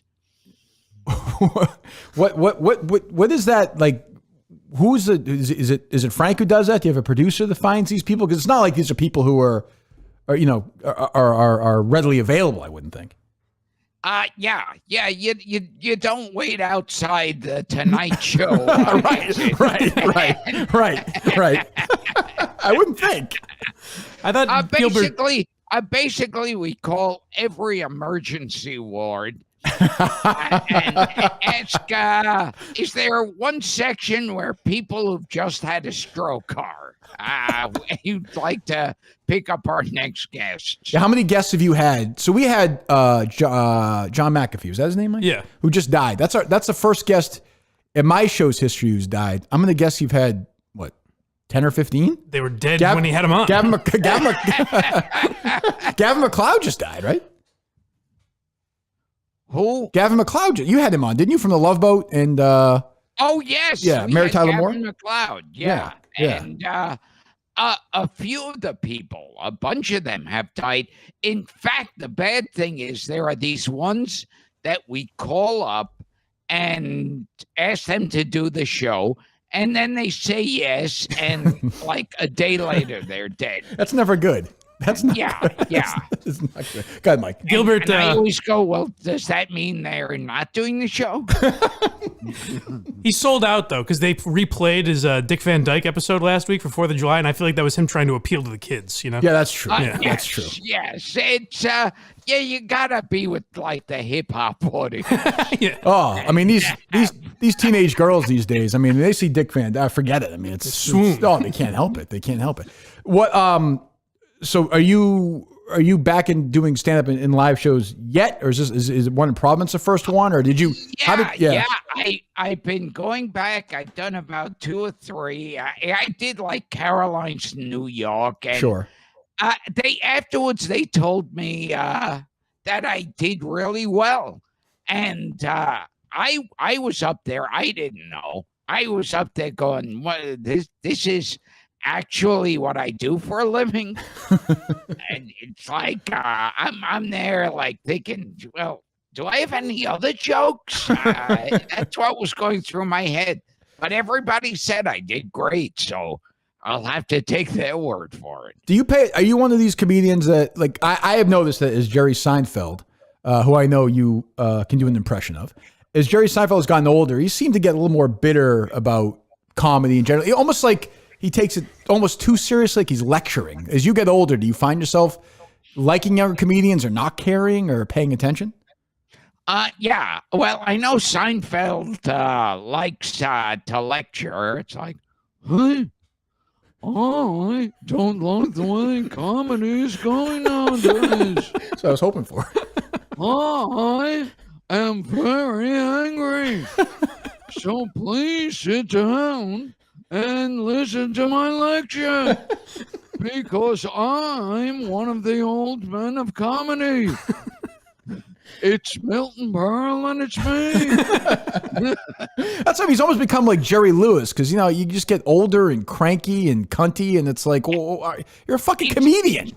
It's a scary thing, because sometimes I find myself thinking that way, and I go, oh, God, this is exactly what would get me about other people who were like, you're in the business a certain amount of time, and then you become, oh, what I'm saying people are listening to in interviews. So, yeah, it's weird. I try not to listen to myself. When you were younger, were there older comedians that acted that way? Because, I mean, obviously your act was different, your voice was different, your presentation. Were there older comedians who you ran into at the beginning that were sort of assholes, or no?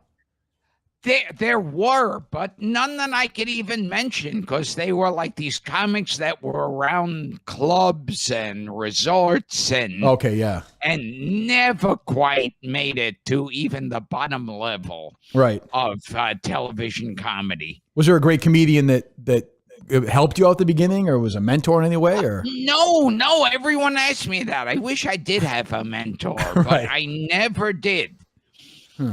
Did you ever break on stage? Because you're pretty much just all jokes. I've never seen you get serious or topical or anything.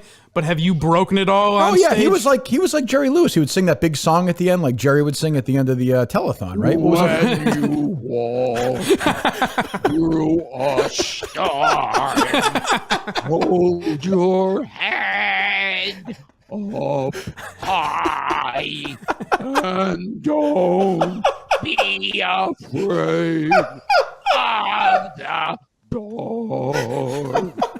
At the end of the storm, there's a golden light and the cool, tender sound of the Lord. Walk on through the rain. Walk on through the storm, and you'll never walk alone. Bum, bum, bum, bum. You'll never walk alone. Walk on with hope in your heart. And you'll never walk alone. You'll never walk alone. What so both serious and topical. What I don't get is, like, why would Jerry, even Rickles sometimes would do stuff like that? Was that just the way comedy was at that time? Yeah, it's like, well, Don Rickles he used to have a song in his act. Right, that's what I mean. Yeah. Yeah, that's what I mean. Yeah. I'm a nice guy. Right. Don't you forget it. I'm a nice Right, guy. right. Oh, I'm glad I've never seen that. Yeah, it's Good weird. God. It's weird. Jesus. You know, so when I first became a fan of yours, was listening to Stern when I was younger in the 90s. In the 2000s, you were, to me, the greatest Stern guest of all time. Not even argument, of all time. And then it just stopped. And we spent a lot of time on this show talking about how that show has changed. Did they just stop contacting you completely? Pretty much. It just, but I find that in the business or in life, you could say, that nothing's permanent. It's like, I always feel like in the business, you can't ever just throw your feet up on the chair and kick your shoes off. It's like, because I've been on a bunch of shows where I'd be there all the time, and then one day it just stops. Well, Letterman, right? Another example. I mean, yeah, Letterman, and I used to do Arsenio all the time. Right. And then one day stopped. Is the lack of explanation odd, or does it not even? Well, it just feels different only to me, Gilbert, in that like you would do Arsenio for 6 minutes, or you do Letterman. I mean, Howard, you would do for an hour and a half, a lot. Like, you know, radio is just different, and then it just stopped. And as a listener, it seemed weird. Yeah. I can't explain any of it and anything. The shows I've done and stopped doing, it's just you go along with it, and you follow the teachings of George Harrison, who said, "Sunrise doesn't last all morning.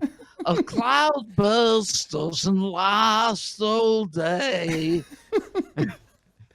Do you feel like you were ultimately, now history looks back on it, robbed for not being best supporting actor for Ford Fairlane? When you look at it, 30 years. I mean, it's to me. If you want to talk about the great supporting performances, you talk about James Caan in The Godfather. You talk about Gene Hackman in Unforgiven, Connery in The Untouchables, and to me, Gottfried in Ford Fairlane.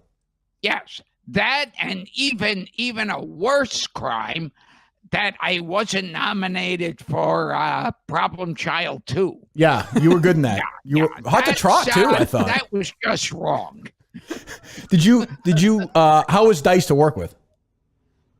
He was okay. Hey, what, you know what? Hey, yeah, we're working together in the Hey, what, you working on the movie? What, are you a homo? Hey, last night I was in bed with this broad. She starts going,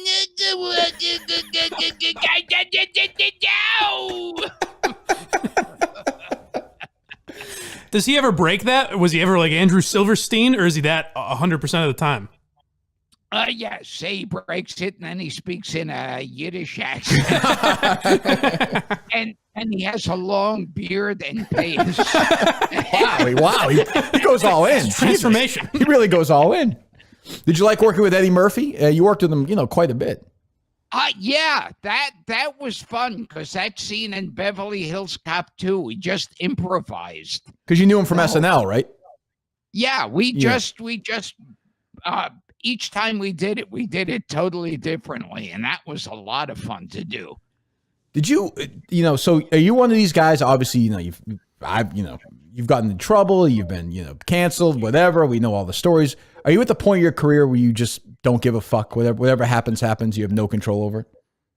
Yeah, I'm at that point. I figure, go ahead, get offended. I have no more jobs to lose. Right. Were you ever like whether it was, the tsunami thing or the thing before you told the Aristocrats joke, the Empire State Building? Do you ever, when you're done with it, do you ever say, oh, maybe I shouldn't have done that? Or do you say, hey, I'm a comedian. This is what I'm supposed to do. Yeah, I kind of feel like with the tsunami or the September 11th thing, I feel like, to me, when I get in trouble for stuff like that, I feel like it's like you get up every morning and eat a bowl of cornflakes, and then one day you eat a bowl of cornflakes and the whole world blows up. Right. That's exactly right. It's like we just noticed this and we're shocked. Right. Yeah, well, that's why I want to know, because how were you able to get like Disney? You did Disney and Hollywood Squares and all this like mainstream stuff, but you've always been the filthiest fucking comedian. Yeah, it's funny. I'm too bad taste for Affleck, but clean enough for Disney. It's like my career walks the tightrope in between early morning children's programming and hardcore porn. I haven't seen that. So you've done hardcore porn. I haven't seen that. Yes. What is your specialty, out of curiosity? I remember one time I used to work the Improv in New York and Times Square, and they one time borrowed the place. They used the place to shoot a scene in a porn film, and they were in the kitchen mixing this concoction with mayonnaise. And I think I thought, oh, okay, I think I've got this, what scene this is going to be. Yeah, it was, yeah. And then I never ordered mayonnaise at the club ever again. Do you have will you be one of these guys who's, if you're around, and God will, you'll be telling jokes when you're 85 going around? Or the business leaves you. And I think, that's what happens. One day you get up and the entire business goes, no, we're not interested. Right. So how much are you doing this summer? A lot of traveling or not? Yeah, I'm getting back to traveling. I enjoyed the rest. I enjoyed the pandemic. You did enjoy the pandemic. Yes. I wish it would happen more often. Did you enjoy the pandemic for a break purpose, or are you a fan of COVID? Are you a COVID guy? Yeah. Oh, you are. I wear a large button that says I'm a COVID. Oh, I didn't realize that. So you gave with a cartoon thumbs up. So you willed yourself. So you gave yourself COVID. Oh, that's interesting. That's an interesting move. Did you ever run out of hotel soaps or shampoos at any point? And oh yes. There you go. I've been running low on them.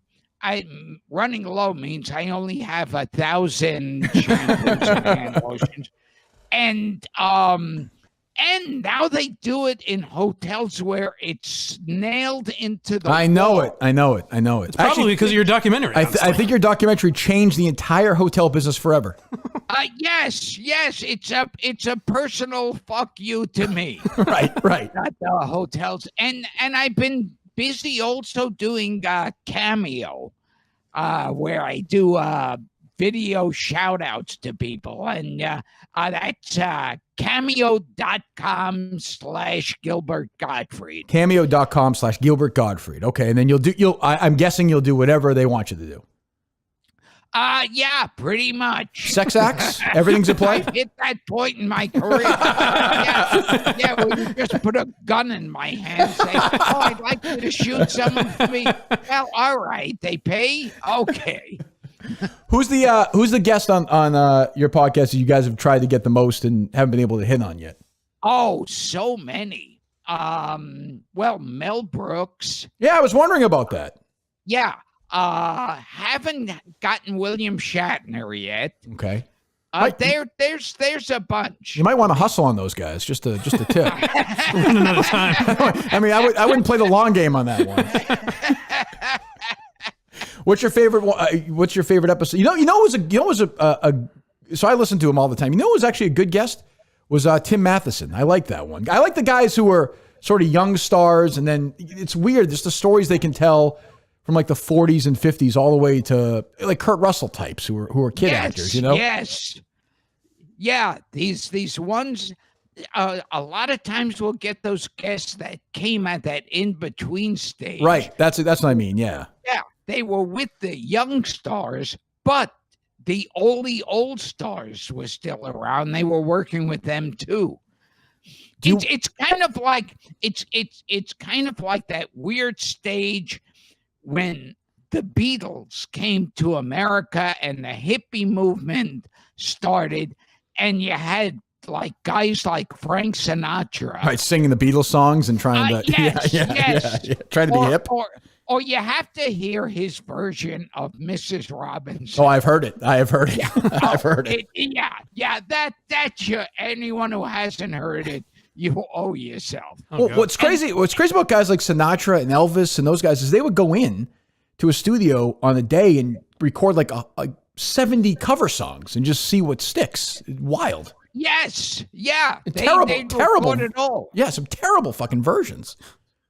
And also around that time, Sammy Davis Jr. was wearing Nehru jackets. Right. I was flipping around the other night, and I have, on my cable, way up is one of those old retro channels, and the old TV show from the 80s, Hunter, was on. And it's Sammy Davis Jr. was in a 2-part special episode where he played a boxing trainer, but he was exactly like Sammy Davis Jr. But he was just a fucking, like, stuff like that. I can watch that shit all day. I'm endlessly fascinated by that. And it's just there. It happened, and it's part of the world, and there it is.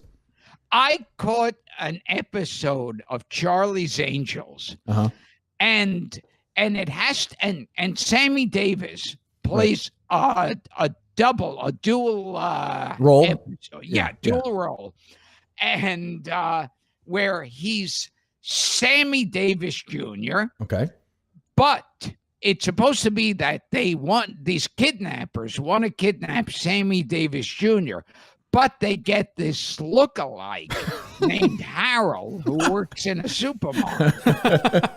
and it's Sammy Davis in a dual role.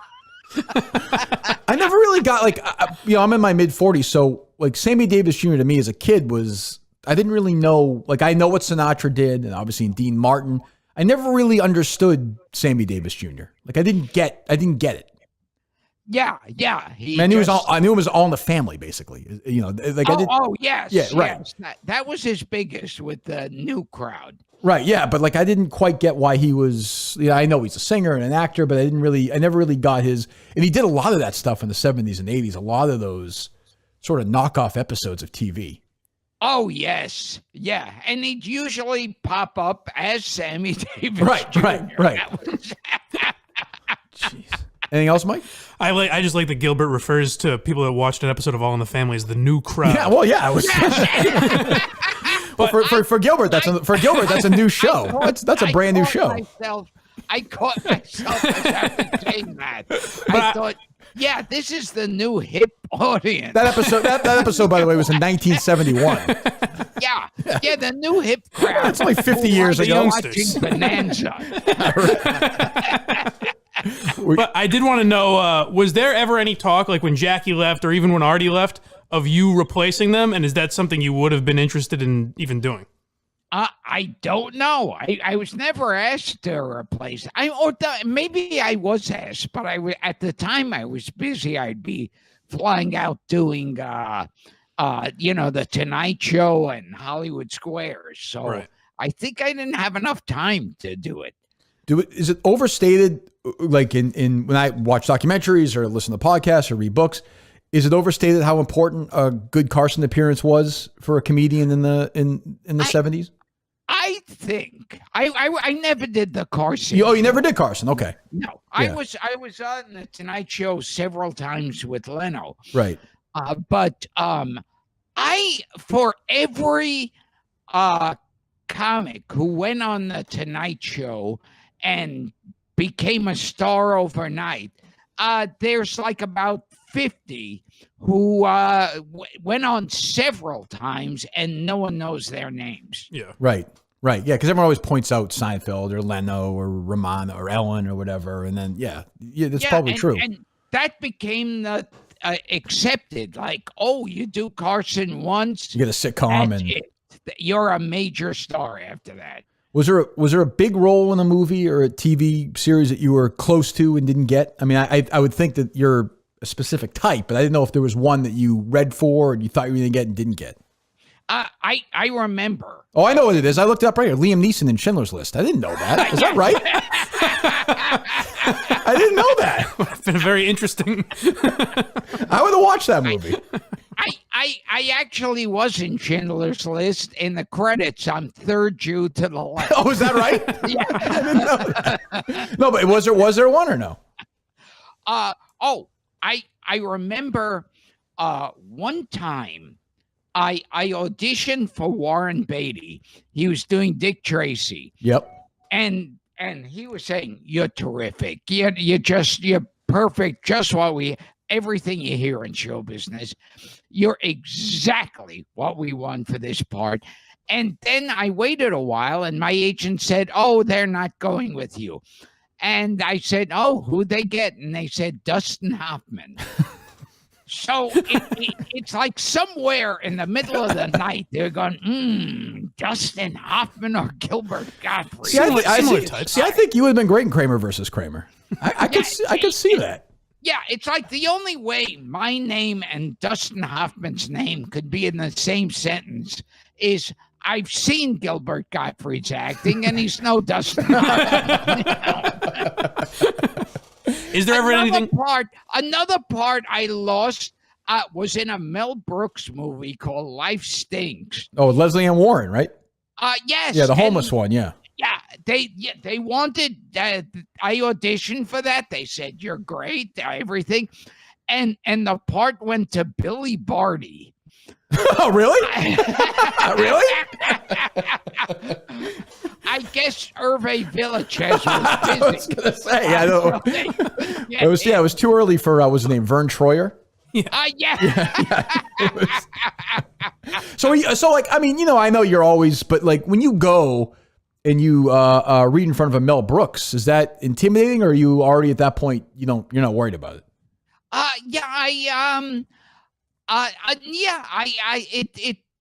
I used to be horrible at auditions. Oh, yeah. I used to really take it seriously and be devastated. Now I try to have fun with it and then leave quietly. You have any projects coming up? Yes, but they're so big I can't talk about. Oh, is that right? Wow. I didn't know that. No, there are big names and they don't want me to talk. Wow. Oof. Are you continuing to roll in the Sharknado series, or is that over? See, I think that's over. The Sharknado series I really like doing because it's like if you watch Sharknado and you listen closely, you can actually hear your IQ drop. Does that pay pretty good, or?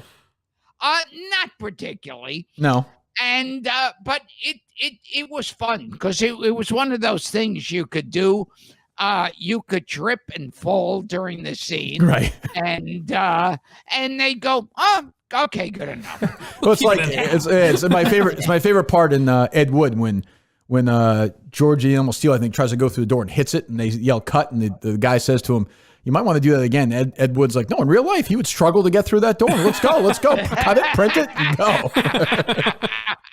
which was a great movie. Because one of the Sharknadoes I did, they filmed in Central Park because it was supposed to be Texas that it's taking place. Right. And if you've ever been in Central Park, you go, "What am I doing in Texas?" Yeah, is this an Amarillo? Why am I in Amarillo here? What's going on? Why did this happen? Well, Sunday, July 18th, 7:30 p.m., Comedy Connection in Providence. This has been one of my Mike knows this. I've been trying to get Gilbert on here forever. I mean, you're the greatest. You've lived a great life. I'm sorry that's ending soon. Yes, it's been a pleasure. and my podcast, Gilbert Gottfried's Amazing Colossal Podcast, every Monday, right? And for a video shout out, Cameo.com